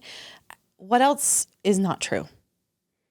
And we have story after story after story in the human experience and history that shows that the small act of kindness and the courage and the bravery it means to step outside of your own views and your own ideas and just be respectful of someone else go far outweigh any act of aggressively trying to stop someone from doing something we don't agree with. Yeah. I agree. Yeah. This reminds me of Sam Zitting's story with the growing up in polygamy couple, because it was a traditional LDS church family that kind of showed love and support to Sam, that made him feel comfortable breaking away. And they ended up adopting him into their family legally. And Sam got emotional, even crying about how much he loved this Mormon family for just showing him kindness, just basic kindness. And I think this applies not just to Mormon / fundamentalist relations, but I think this applies to progressive and post-Mormon relationships. That's what I with was thinking. Believing Orthodox Mormons. Yeah. When I hear that in so many Mormon stories that, that come here that are now questioning or are not believing anymore, is that, we're taught also, don't read anything, outside of LDS.org. Don't look at any of these books. Don't, listen to these things or anything like that. Don't look outside what is told that you can look at or read. And it's when something doesn't quite fit that narrative, when they said, oh, this person is not believing anymore. She's a bad person. Don't talk to her. Don't contact her. Don't be her friend anymore. And something inside of you says, you know what? She has been the sweetest person ever for me. My relationship with her, I don't understand. Something inside you says, that doesn't feel right. It's that intuition talking to you that you finally kind of pause for a minute and think about, and your critical thinking starts to turn on, for a minute. And we see that in this community and all the Mormon stories. Elissa, I feel like there's that one spot where someone was just, the kindness of them, or something didn't feel right. And pausing for a second. Definitely. And just having that kindness is what made all the difference. Well, I kind of encapsulate it where, kindness invites compassion, and compassion invites clarity, which often leads to comprehension. And so for someone who receives that kindness, it also allows for them to be a little more compassionate of who's showing them the kindness, even if it's on a subtle level, and vice versa. When we're kind, we're innately more compassionate. And we then seek for more information, more clarity on to why someone's living the way that they are, which then often leads to comprehension on both sides, where the people for myself, the people of the FLDS who are living this very unique secular lifestyle, they're able to see more information about the outside world, and the outside world is able to see more information about them. And then we find common ground, because that's where change begins, is the common ground of that we all really are human. And even in my own story, that led to so much of my ability to claim my story, to be able to speak it, and to start to create the ripples of change within it with my story, was to realize that there was common ground in my life, as well as a lot of other people that were experiencing different kinds of abuse. Mm-hmm. Yeah. Well, let's get back to that story. So where are we? It's really easy for us to kind of go on tangent, but this is part of it. I think this is a deeper discussion that it's really easy for my story to kind of glaze over some of this deeper discussion. But this is the threads that tie back to all of our listeners who may be hearing something and say, "Oh, that's how it shows up in my life."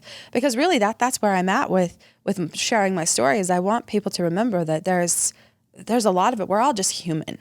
And there's great value that comes from hearing other human stories. Yeah. And even though you call it Mormon stories, really they're just human stories with different details tied to them. Yeah, definitely. So I remember particularly as a child, there's one memory that always stands out. And it's fascinating because even on the cover of my book, it's a picture that was used.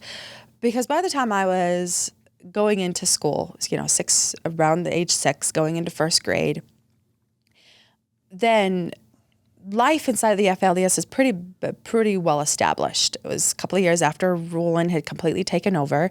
The split had happened, and so the people that were no longer following Warren had established their own little community.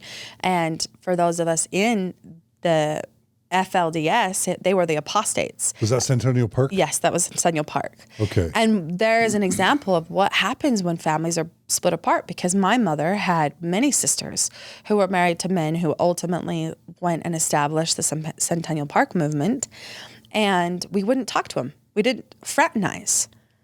And more, not only did Rulin have his people not fraternize with the outside world, but you didn't fraternize with anyone who was an apostate as well. And you also saw what happened within families where if you had a child who was questioning to such a point that they no longer believed in Rulin, they no longer really believed in it, or their questions were too great, then they would be either kicked out of the home, or they would be asked to leave, or ultimately they would just leave. But then when that point happened, for most of the kids, they would lose contact with their families.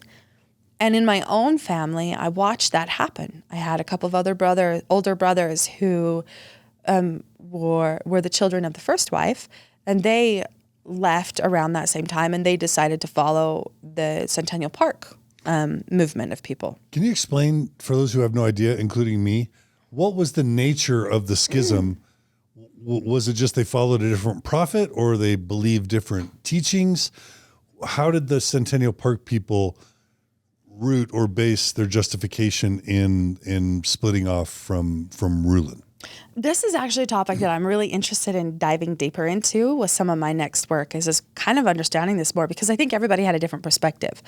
Most of my understanding was because they did not agree with that one-man rule concept. Oh. And that was kind of the final nail in the coffin.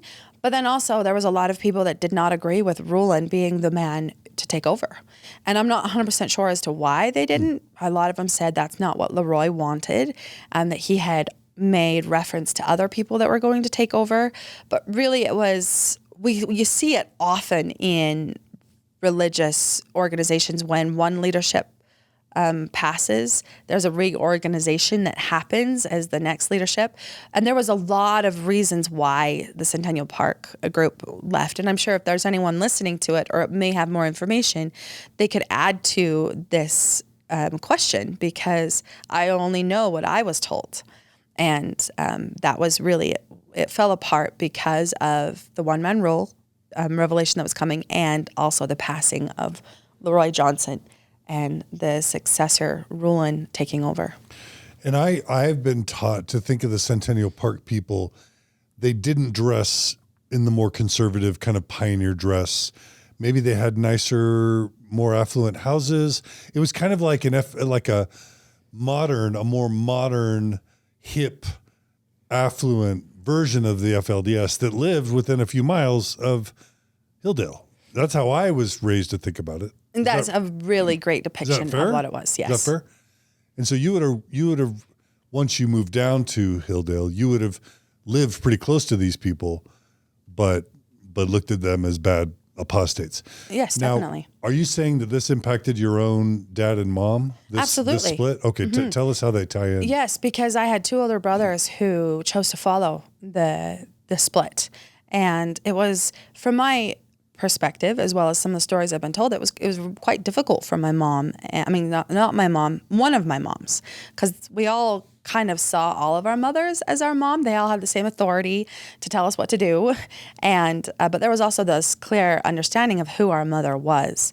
But for my dad's first wife, it was really hard for her to have her sons at that time be on the other side of it and be apostates, and us be the righteous ones. And then for my mother too, there was this point in my life where my mother's oldest son, he was a brilliant individual, and he had grown up his whole life with a lot of questions. We all were educated in Alta Academy, including most of my mom's kids. You know, most of them were graduates from it. And it was a school that ran from 1st to 12th grade. And it encompassed everything from your traditional reading, writing, arithmetic to little splashes of science. But most of it was always motivated by religious teachings.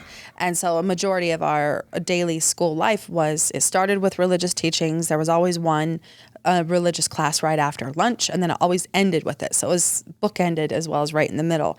And so the religious elements were ever present in our lives.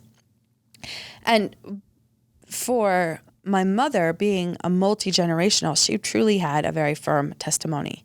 And I look at her life and I see so much compassion, because I firmly believe that through everything, she truly was following what she believed was the right way.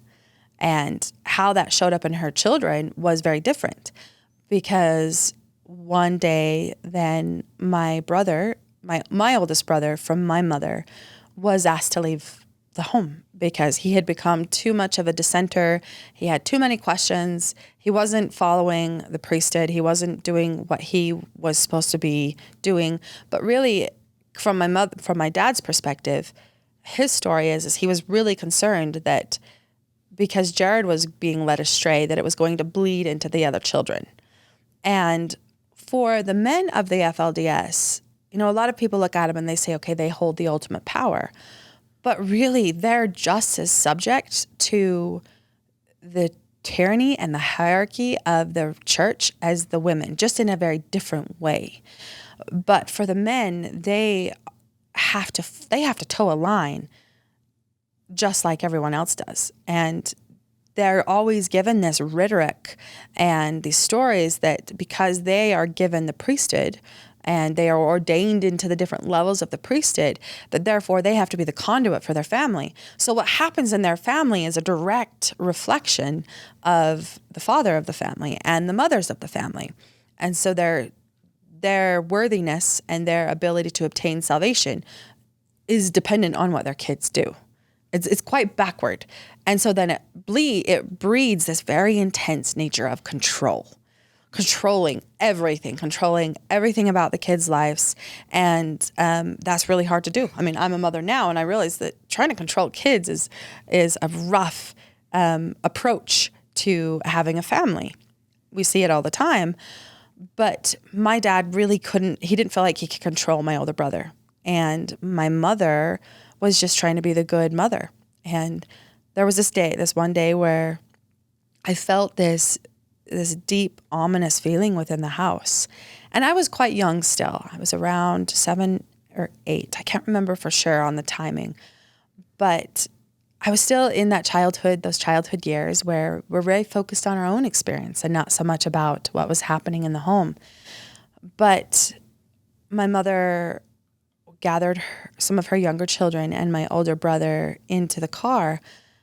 And I'll never forget the look on my mother's face on that day, because it was the most tangible example of pain I'd ever seen on my mother's face.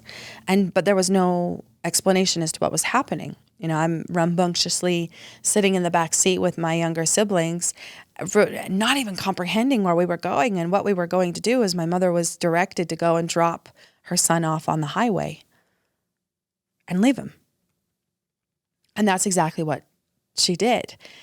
And I remember looking at my mother, and I could feel that something was so off and so wrong, and still not really realizing what was all happening until we stopped. They're driving up Parley's Canyon, and we pull off on an exit, and my mother stops the car, and my brother gets out.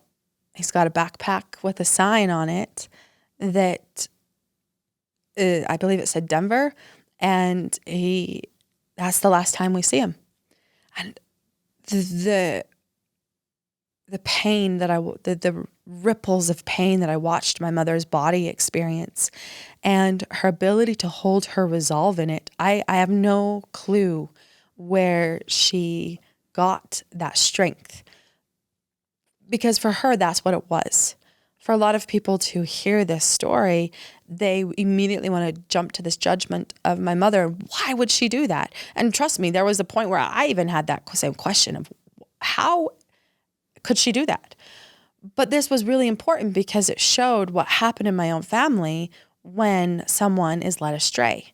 And my dad was so adamant to have a worthy family. And it was always layered into my family as that we were the Wall family, and there was elements to the way that our family lived that were not always in perfect alignment with the church. For instance, my family lived a unique version of polygamy, and it was not peaceful. It wasn't a peaceful practice because you had quite a collision of women who came from very, very different backgrounds. And to try and mash that up into one household that was in the middle of the city, to where there was nothing that the mothers could really draw from of the world around them for how to entertain their children or how to train their children, and school and all of the other layers that there was a lot of dissension within my family as a whole. And, there was a difference between the first wife's children and the second wife's children. And they were treated very differently in a lot of ways. But more so, I watched throughout my life as my mother, she was such a strong, fervent believer around the teachings and the true essence of the practice of polygamy. And she was drawing upon her childhood, where her family was often held up as this prime example of what it means to practice polygamy in purity and in true essence of how it was imagined by Joseph Smith. What was her maiden name? Steed. She is the daughter of Newell Steed, Newell and Alice Steed. And he married quite a few sisters, and as well as a few other women. But when Newell's family is often referred to, a lot of the people of the FLDS saw them as that example, but also sought to model that way of life. My mother coming from that and then coming into a home where there was very different values, there was different ways of practicing it. And then you had the first wife who is reaching from her background of monogamy. So you can imagine it was a very complicated dynamic within my family. So your dad's first wife was raised traditional LDS? Yes. And then converted? Yes, and with my became dad. his first wife? Yes. And did all of the wives live in the same home in Sugar House with the kids all together? Yes. Ultimately, when my dad got his third wife, yes, we all lived in there. Throughout my childhood, because my family had, when I was very, very young, the same day that LeRoy Johnson passed away, actually, my family experienced a house fire. And my childhood home was burned down. That's also when the people in the Salt Lake Valley there was quite a few people that were living in the Salt Lake Valley that were part of the FLDS. And they rallied together and they housed and clothed and took care of my family, as well as helped my dad to rebuild the home. And that home is where all of us lived for the remainder of my childhood until my family was ultimately broken apart. Is that home still standing today? It is still standing today. Oh, wow. I'm really careful how I refer to it because I don't want the current family that lives there to feel this bombardment of people coming in. But yeah, it's just right there on Claiborne Avenue in Sugar House. Okay. And so you live there with your three moms and your dad in the middle of Sugar House. Utah. Yes. Okay. And so what years did you live in Sugar House? From what years and what ages, just so we can get a sense for. Definitely. So my family moved into it just before 1986.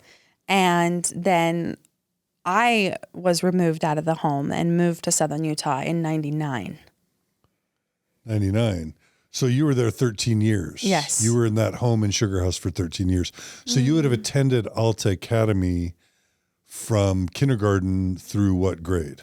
Yes. So I attended Alta Academy from first grade to sixth grade. Okay. Alta Academy had its own unique history because there was a point where the end of the world was coming so intensely. Oh, this is the Olympic story. Yes, the Olympic tell that stories. story? Yes, definitely. Okay. And we can do it in a chronological order. Yeah, let's do chronological. We Yeah, can go definitely. back. Okay. So as a child, having this experience of watching my mother drop off her son, it was this realization that would be this understanding that a mother couldn't choose her duties over being a mother. I mean, I couldn't choose her motherly duties over the church. And I watched that play out over and over and over in my life. So subconsciously it established this really, this understanding that it didn't matter our wants and desires. What mattered was the will of the church. And if you goof up as a kid, your mom might drop you off. So you better behave. Definitely. Is that fair? Absolutely. So I always say we had this library of fears that were often used to continue to control and advance the indoctrination that was happening to me as a child. And when you draw on a library of fear, you usually can get a lot of compliance from kids for a long period of time. And that's where in my life, that compliance to the belief systems as well as the new revelations that were coming, that was always the driving force, is whatever it took to get us to comply to what we were being told to do. And it was always in this theme and thread of, this is the Lord's word. This is the Lord's will. And so it not only was our parents saying it, it was the priesthood saying it, it was the prophet saying it, it was the Lord saying it.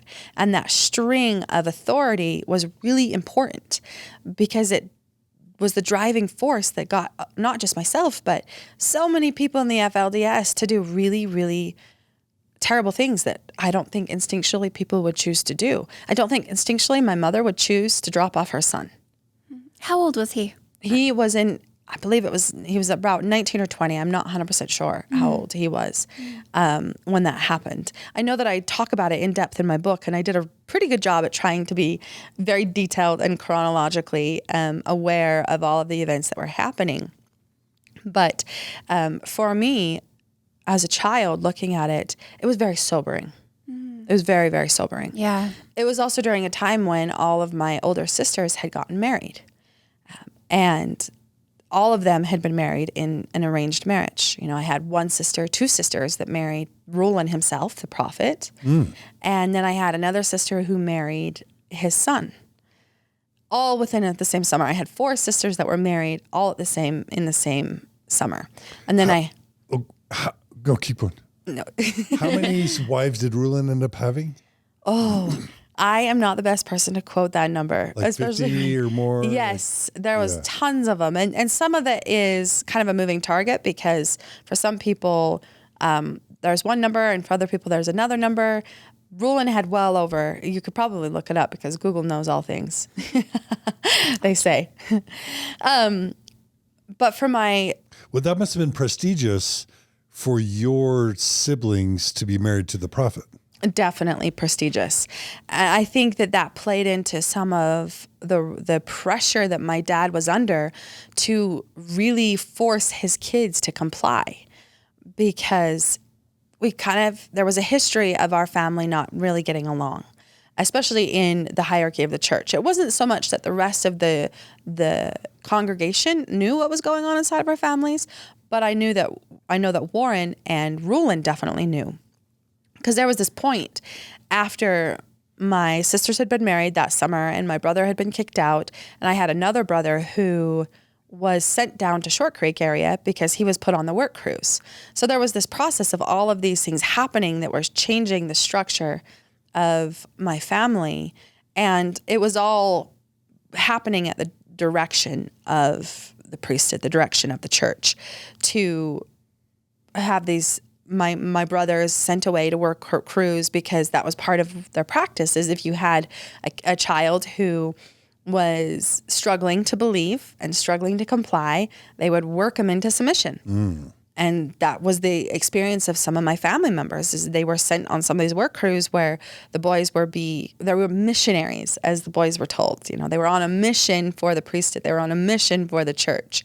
But in essence, it was a work camp, and it was designed to get them to work so hard that they couldn't think about anything else. And Wikipedia says 65 wives for LeRoy Jeffs. So, well, there you go, 65. Yeah. I'll remember that one. There's a lot of those details that sometimes I'm like, that's not even. That's fine. It doesn't matter. That's not mine to have to store. I just like maybe listeners and viewers to get Definitely. a sense for. So two of your sisters were married to the prophet, and then another sister you said was married to his son, but not Warren. Not Different Warren. son. Different son. And then a brother was cast off, and then another brother was sent to the work camps. Yes. It almost reminds me of like the Russian Gulag, like Siberia work camps. It definitely does. There's a lot of similarities in that. Yeah. And for a lot of people that come from the FLDS, particularly the boys, they all have these stories of the work camps and what it meant, because for them, they were working unpaid, and they were usually working in very extreme conditions, and they were far away from their families.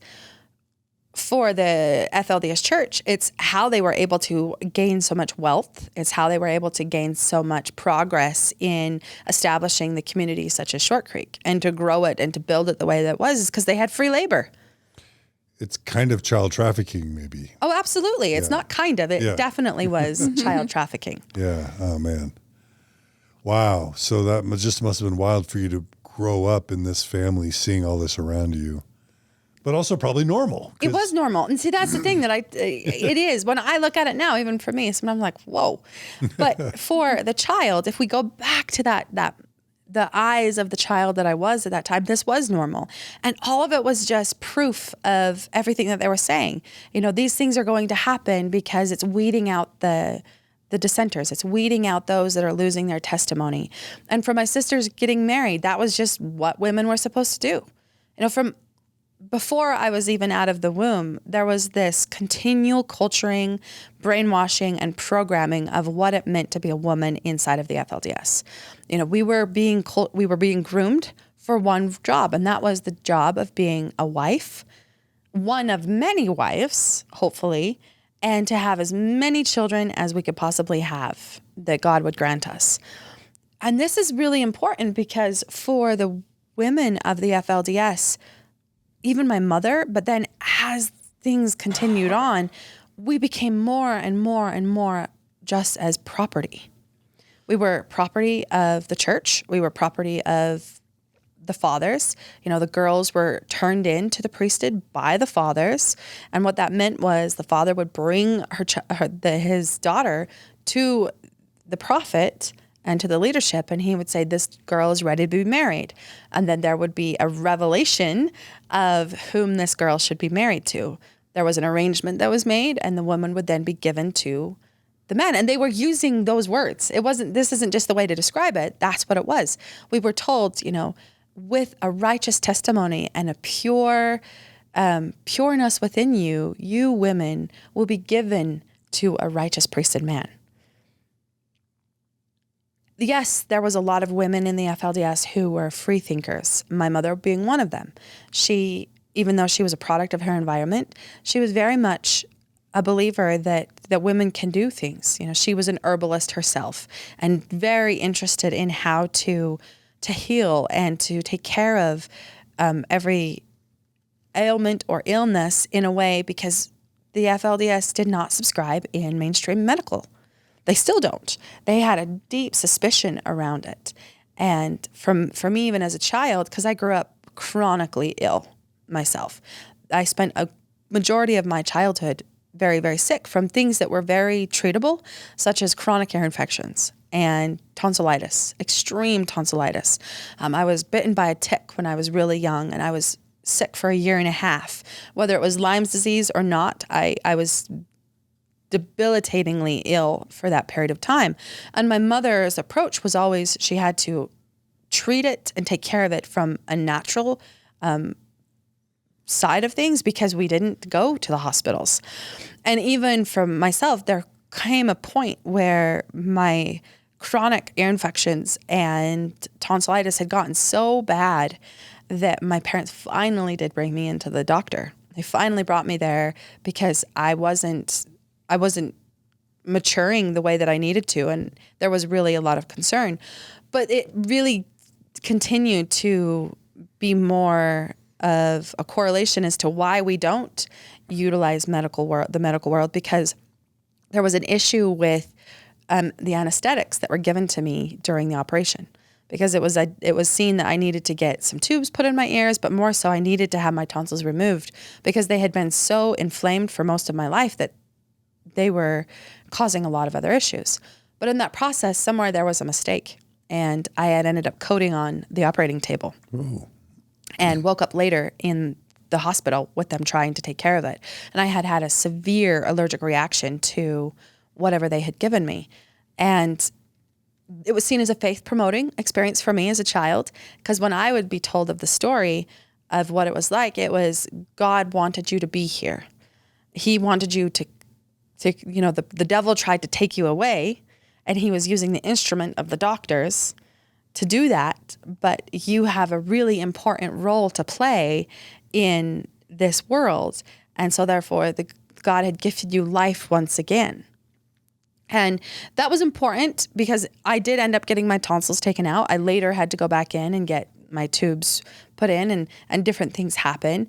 But my family had chosen not to pursue any kind of a lawsuit or anything for medical malpractice, because that was something that the church told them we don't do. But partially because they didn't want people digging in deeper. They didn't want any outside influences digging in deeper. And that became one of the practices that created so much trauma for the people in the FLDS. Is nothing that was going wrong was ever effectively dealt with. It was always swept under the rug, whether that was child abuse, whether that was sexual assault, whether that was physical abuse on children and women. It was always swept under the rug because we didn't want the authorities or anyone investigating the problem deeper. And that really started a very it became a virus within the FLDS, because there was a lot of problems that then were handed down to the next generation. You had kids that were abused as children that would then turn around and abuse their own children. And it was this vicious cycle of victim, perpetrator. And it was just kind of common.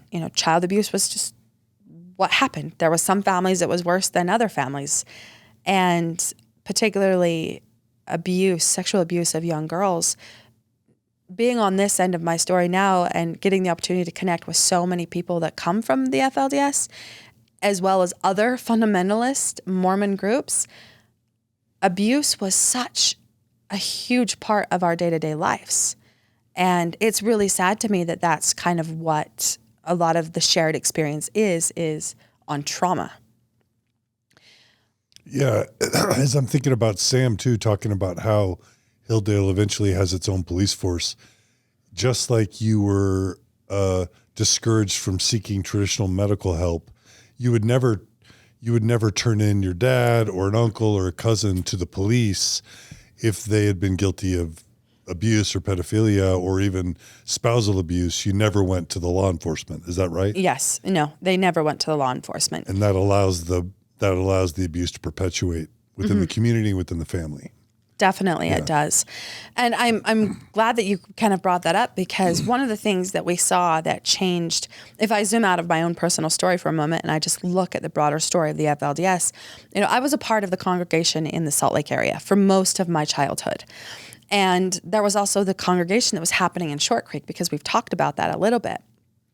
And the community of the Shork Creek, they were a very self-sufficient community. They had established actual towns and cities for both sides because they were working to become more of a functioning, legitimate society.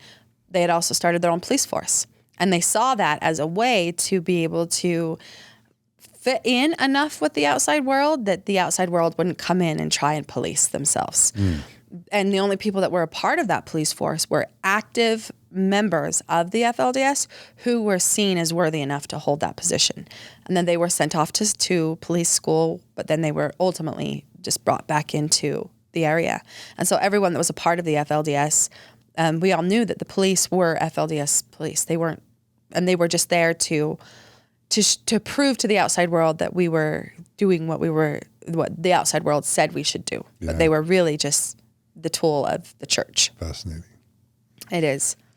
After I started getting better in my life, after my tragic story of my surgery and getting more well, I started to go back to school at Alta Academy because I'd taken a bit of a medical hiatus away from school.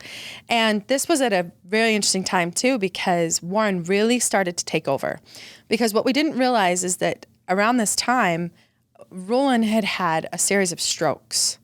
And Warren had done a very good job at hiding from the people the severity of where Rulon's health was. We hear stories now from some of his wives and people that were very close to it. And even in the Netflix documentary, it did a pretty good job at showing what was happening, where on the surface, the people of the FLDS believed that Rulon was still in control, and he was the one that was getting the revelations from God and handing them down to the people. But what we find is that in reality, it was Warren. And he had navigated his life to where he was right there, ready to take over, and definitely acted on that. Was there one teacher at Alta Academy, Warren, or were there multiple teachers? How did that work? Yeah, there was lots of teachers, okay. And most of them were people from the community. You had a lot of even Rulon's wives that would come and teach different grades and different topics. Warren was the one he was particularly in charge of any priesthood teachings. So he would manage the morning class that would happen first thing in the morning. And a majority of that class was focused on church teachings, as well as we always were highlighting a chapter in the Book of Mormon. And we were always tested, and a lot of our curriculum was formulated from that. But then he also taught home economics, which was the female version of all of that. And he would do extensive teachings and trainings on how a woman could effectively grow and flourish as a woman and a wife. So most girls got a majority of their teachings around femininity and around who and how they should show up as a female from Warren himself. Why are you smiling, Jen? This is just absurd. What? Warren Jeffs would be teaching females on how to be feminine, and what their role is. It's just it sounds absurd now. Mm-hmm. I'm definitely holding space for what happened and how that was for the women within the FLDS. But my smile is in the space I am now. That's just so absurd that Warren Jeffs would be teaching the women's classes on how to be a proper woman or wife. It really is absurd. If you look at it from the lens that we're looking at it right now, but at the time, strategically, Warren had navigated himself into a position to where he was really, truly in control of the youth, especially in the Salt Lake area. And if you look at other dictators throughout history, they've all taken a similar approach, and that is you get the youth and you get control. And Warren had been doing that for a long while with Alta Academy, and then he just kept stepping the game up. He even came out with a book that very much highlighted everything from the roles of a man and a woman to marital relations to all things, and it was called Enlightened Truth. And Warren was the main motivator behind that particular publication. It was a giant volume, and that was a lot of what he would go through with the women is he'd go through the text, and then he would in a very detailed way, explain to the women what each piece meant. Mm-hmm. And so the layers of programming were incredibly intense. Mm-hmm. Because not only would we get those aspects of Warren, because then he would also he created a whole series of tapes where he went through the history of the world and the history of the FLDS church and gave his own version of those histories. And so every class, whether they were in first grade all the way to high school, would go through that series that Warren himself had put out there. And we would learn everything about history from Warren's perspective. And I didn't realize it until long after I had left that a majority of what I thought had happened in history was false. It was a false narrative, and that was one more piece of the crumbling that happened for me. So we would get all of the indoctrination at school, and then we would go home and we would listen to the Bible stories and the Mormon book stories, the Book of Mormon stories. I mean, for me, I never actually read the Bible as a child because we were encouraged to just listen to the tapes. So once again, it was putting his spin on everything that he could with it. But the side effect to all of that is it ingrained in a generation of people this relationship that we had, even to his voice, that was really essential to what Warren was ultimately able to do. It started long before he took over. And it started with the youth, and it started with subtle, intense culturing, programming, and brainwashing. If you had to just quickly summarize what Warren's take was on how to be a woman, could you even summarize it? In a lot of ways, no, because he was so detailed on it. It was bizarre, even in the ways that he would tell women to take care of a man. And you saw that really get worse, especially with anything that came out of Texas, from the Texas raid that would happen years later. Warren's revelations about what a woman should and shouldn't do are bizarrely detailed and quite perverted. But to encapsulate it, really what it was about submission. It was all about being submissive, not questioning, not having your own voice, absolutely submitting yourself, mind, body, and soul to the will of the Lord. And the will of the Lord was known to you through your husband, and that was also known to you through the husband, through the priesthood. So it was constantly reestablishing this connection of power and where a woman fit in it. And we weren't even on the totem pole. We were property of the totem pole. Wow. You weren't lowest on the totem pole. You weren't on the totem pole. No, we were not on the totem pole. Of the totem pole. That's profound. Wow. Yeah. What we started to see happen was as the narratives came down, the end of the world is coming, time is short, especially after Rulon fell ill. Then it was kind of turned on the people where Rulon became ill because the people are not righteous enough. And there was this new narrative that started where Warren was saying, Father, in reference to Rulon, will become renewed if the people are righteous and faithful enough. And he started to reference the things that were happening in the world around as why time was short. But really the purpose of this is because by putting pressure on the people, he was able to get more and more out of the people. And it was no longer about creating a quality of life and how to live the Lord's work. It was how to dedicate yourself fully and completely to the prophet. And he used whatever narrative he could, starting with even the Olympics. As the year 2000 started to approach, then there began this teaching over the pulpit that the time was short, and at any point in time, the righteous would be lifted up. And it was really scary. As a child, I remember kneeling by my bed and just sobbing and weeping because I felt like I was not good enough and I was never going to be lifted up. And that was a tool that was used often where it was like, oh, you did a bad thing, you're never going to be lifted up. And it was always this ever-present pressure, and it was never enough. And even for the men, like when you hear stories of the fathers and the men at the time, they had these large families and they had multiple wives and they were supposed to be this priesthood head.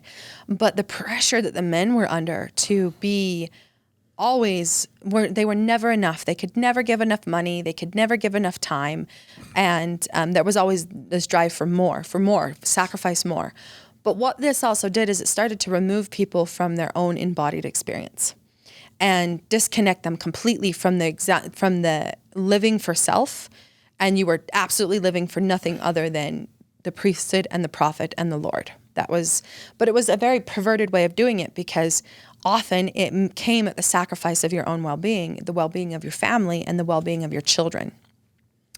We saw this in my life. I watched this happen quite radically, because in 98, then Warren got up one day and just announced that he was closing Alta Academy. And the reason he was closing Alta Academy is because time was short and the Lord was deciding who his righteous people were. And I'm sure there was a lot of other reasons to it, but in my memory, that was a big portion as to why. And that the Lord would be moving his people. And so the narrative started to be handed down that the Lord was gathering his people, and that people were going to start gathering into the Shork Creek area.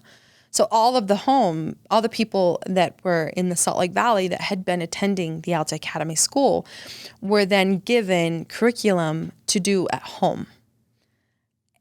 So I did a whole entire year of homeschool at my home in Sugar House from the Alta Academy curriculum, because everyone was moving.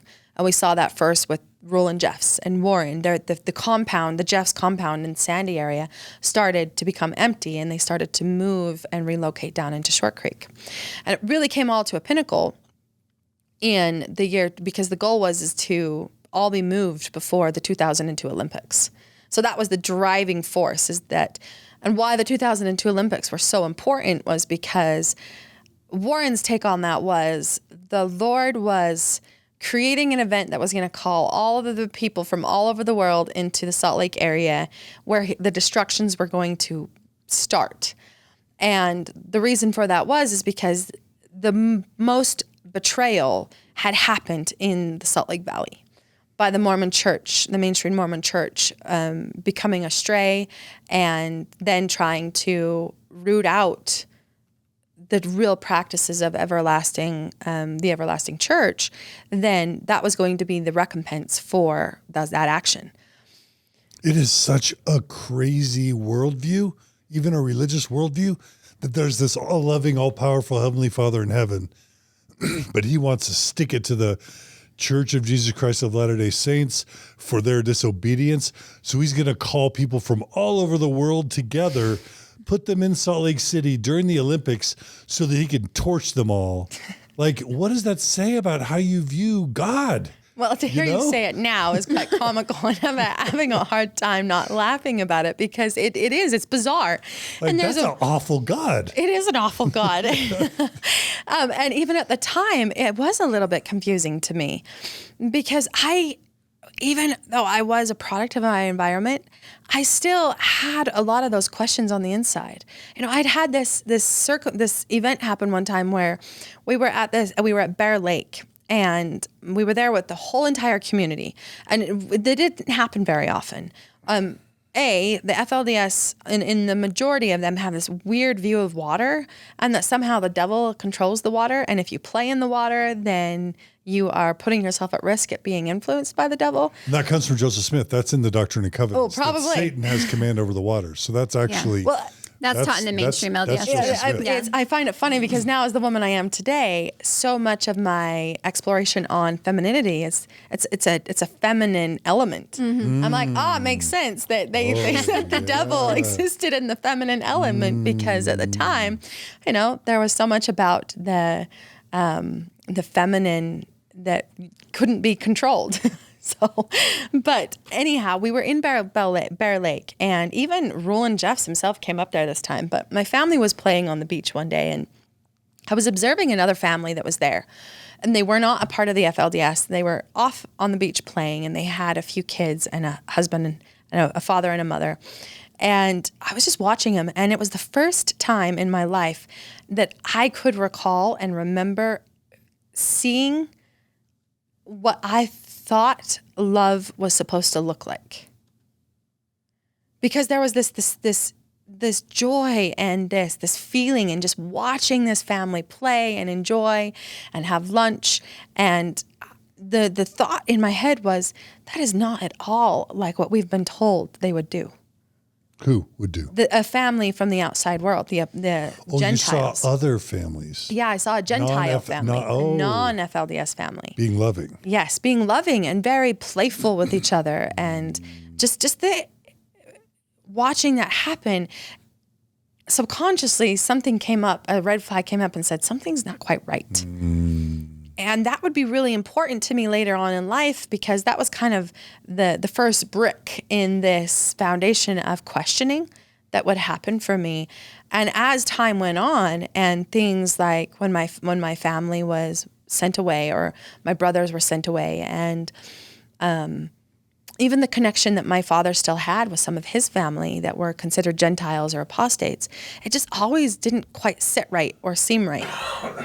And this idea that the world was going to be completely destroyed was kind of difficult for me to wrap my brain around, even as a child, even though that's what we had believed since before I was born.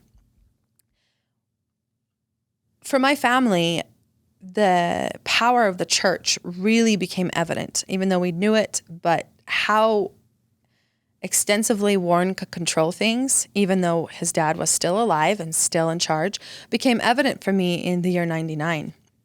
We were all getting prepared for the turn of the millennia, and that was really scary because we didn't really know what that was going to mean. We knew that between the turn of the millennia and the 2002 Olympics, there was going to be terrible things happening, and the destructions were going to be coming. And so there was always this pressure to be better, to be better, to be better. And with the prophet leaving the Salt Lake Valley, it left a lot of the people that were still living here in the Salt Lake congregation bereft. There was this concern that they're getting left behind because only certain families were being called to move to Shork Creek. And everyone was kind of just on the edge of their seat of when their family was going to be called to move to Shork Creek. Our family, from my knowledge, had not yet been told that we were going to move to Shork Creek. And this one summer day in 99, there was a situation that happened to where one of my teenage brothers got in a disagreement with my dad. And the way that it had been resolved didn't sit right with my mother. And she felt like that it really some things needed to change in our home. There had been many, many years of struggle and dissension between the wives and the children, and she really felt that she needed more advice on how to handle it. And she made the mistake, I guess you could say, of going to Warren and asking for his advice. I remember after the event had happened, my mother had gathered up her kids, and I actually had a chance to sit in the phone booth with her as she was calling Warren from a cell phone. From a phone, because she didn't feel like she could go home to make this call, and we didn't have cell phones at that time. And to hear Warren's voice through the speaker of the phone, and to hear my mother telling the story, there's part of me that I can close my eyes today and I can be right there. I remember as the sun was going down, I'm watching it, and my mother's telling the story, and there's this really ominous feeling. And ultimately, from that conversation, Warren told my mother to go home and pack up, and that the Lord was going to deal with Lloyd greatly. And what that meant, to be dealt with greatly, was, we had no idea what it was going to mean, but it meant that something was radically going to change. Do you have a sense for what and you don't have to share, especially if it's confidential, but do you have a sense for you said that your mom was just tired of the conflict, but it sounds like your dad ended up getting in trouble. Were there things your mom was kind of telling on him about to Warren that you're able to share? And if you're not able to share, that's fine too. I have asked a lot of people that were involved in because I was just 13 years old at the time. I was a teenager. I still kind of focused on my own experience and my own journey. But hearing stories from my mother later on, as well as from some of my other siblings who were involved in the time frame, my mother had been talking to the priesthood for a while about some of the things that she didn't agree with happening in our home. My father sees that as a form of betrayal because it prevented him from being able to solve those inner conflicts of our family. But herein is the confliction of mindsets and culture, because the way that my dad felt to deal with it versus how my mother felt that it should be dealt with were very different. And my mother was of the belief that her connection to God came through my father, but ultimately it came to the prophet. And so by going to the prophet, and prior to this event happening where in my family, a couple of years before this, my mother had been taken to her childhood ranch with her children, and it had been kind of put as this, my dad's being reprimanded for things that he's done. This is the way it was told to the kids, is he's getting reprimanded. We don't know for sure if we'll go back. But ultimately what came from that is my dad and his wives were rebaptized and remarried. And this had happened a couple of years before that. And some of the directive had been, okay, you have to change what's happening. You have to live a harmonious, peaceful, polygamist lifestyle, or it's going to happen again. And it ultimately did happen. And the second time that the church reprimanded my dad for the way that he was practicing his family and taking care of his family, it ended with him completely being stripped of his family and his priesthood. What I didn't realize at this time was the history that my dad and Warren had shared. And my dad was a brilliant individual. He was educated. He's an engineer, as well as a chemist and a geologist. And he had used a lot of his skill sets to embetter the community of the FLDS, both in the Jeffs compound here in Sandy, as well as a lot of work he did was down in the community of Shork Creek. And so he had a lot of respect, and he had a lot of people that appreciated his expertise and influence, especially within Alta Academy. Then my dad was called to teach there for a couple of years.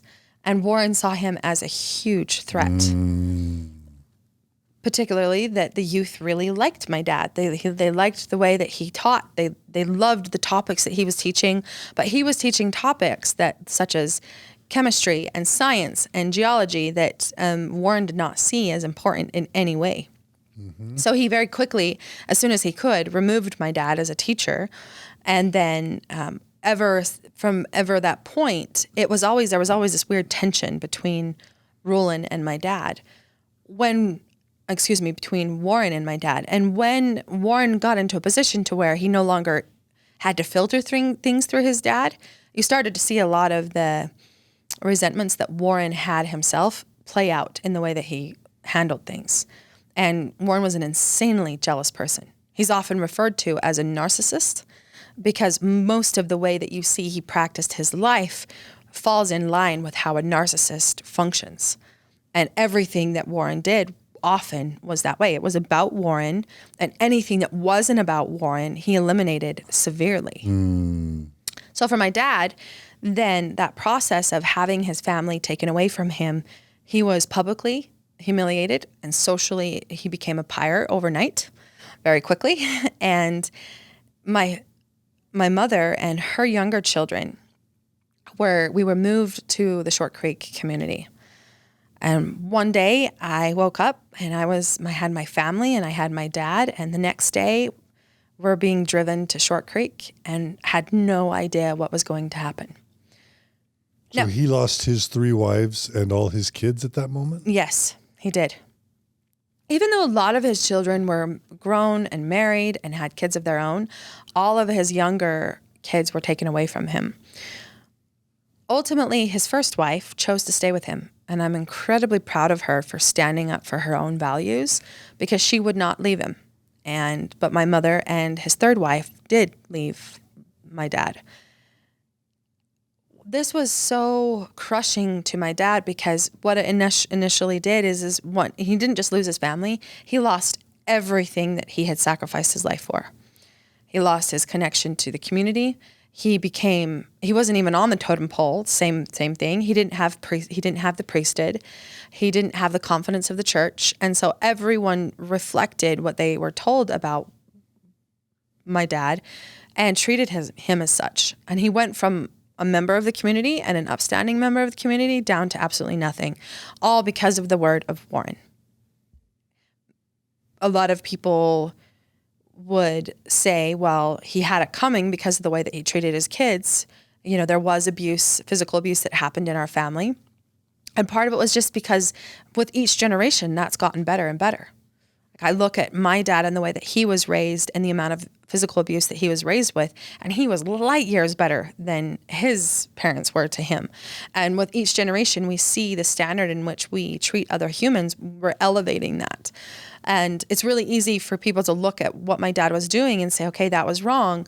Whereas they're looking at the lens of it today versus the lens of it then, but also the lens of how everyone was practicing their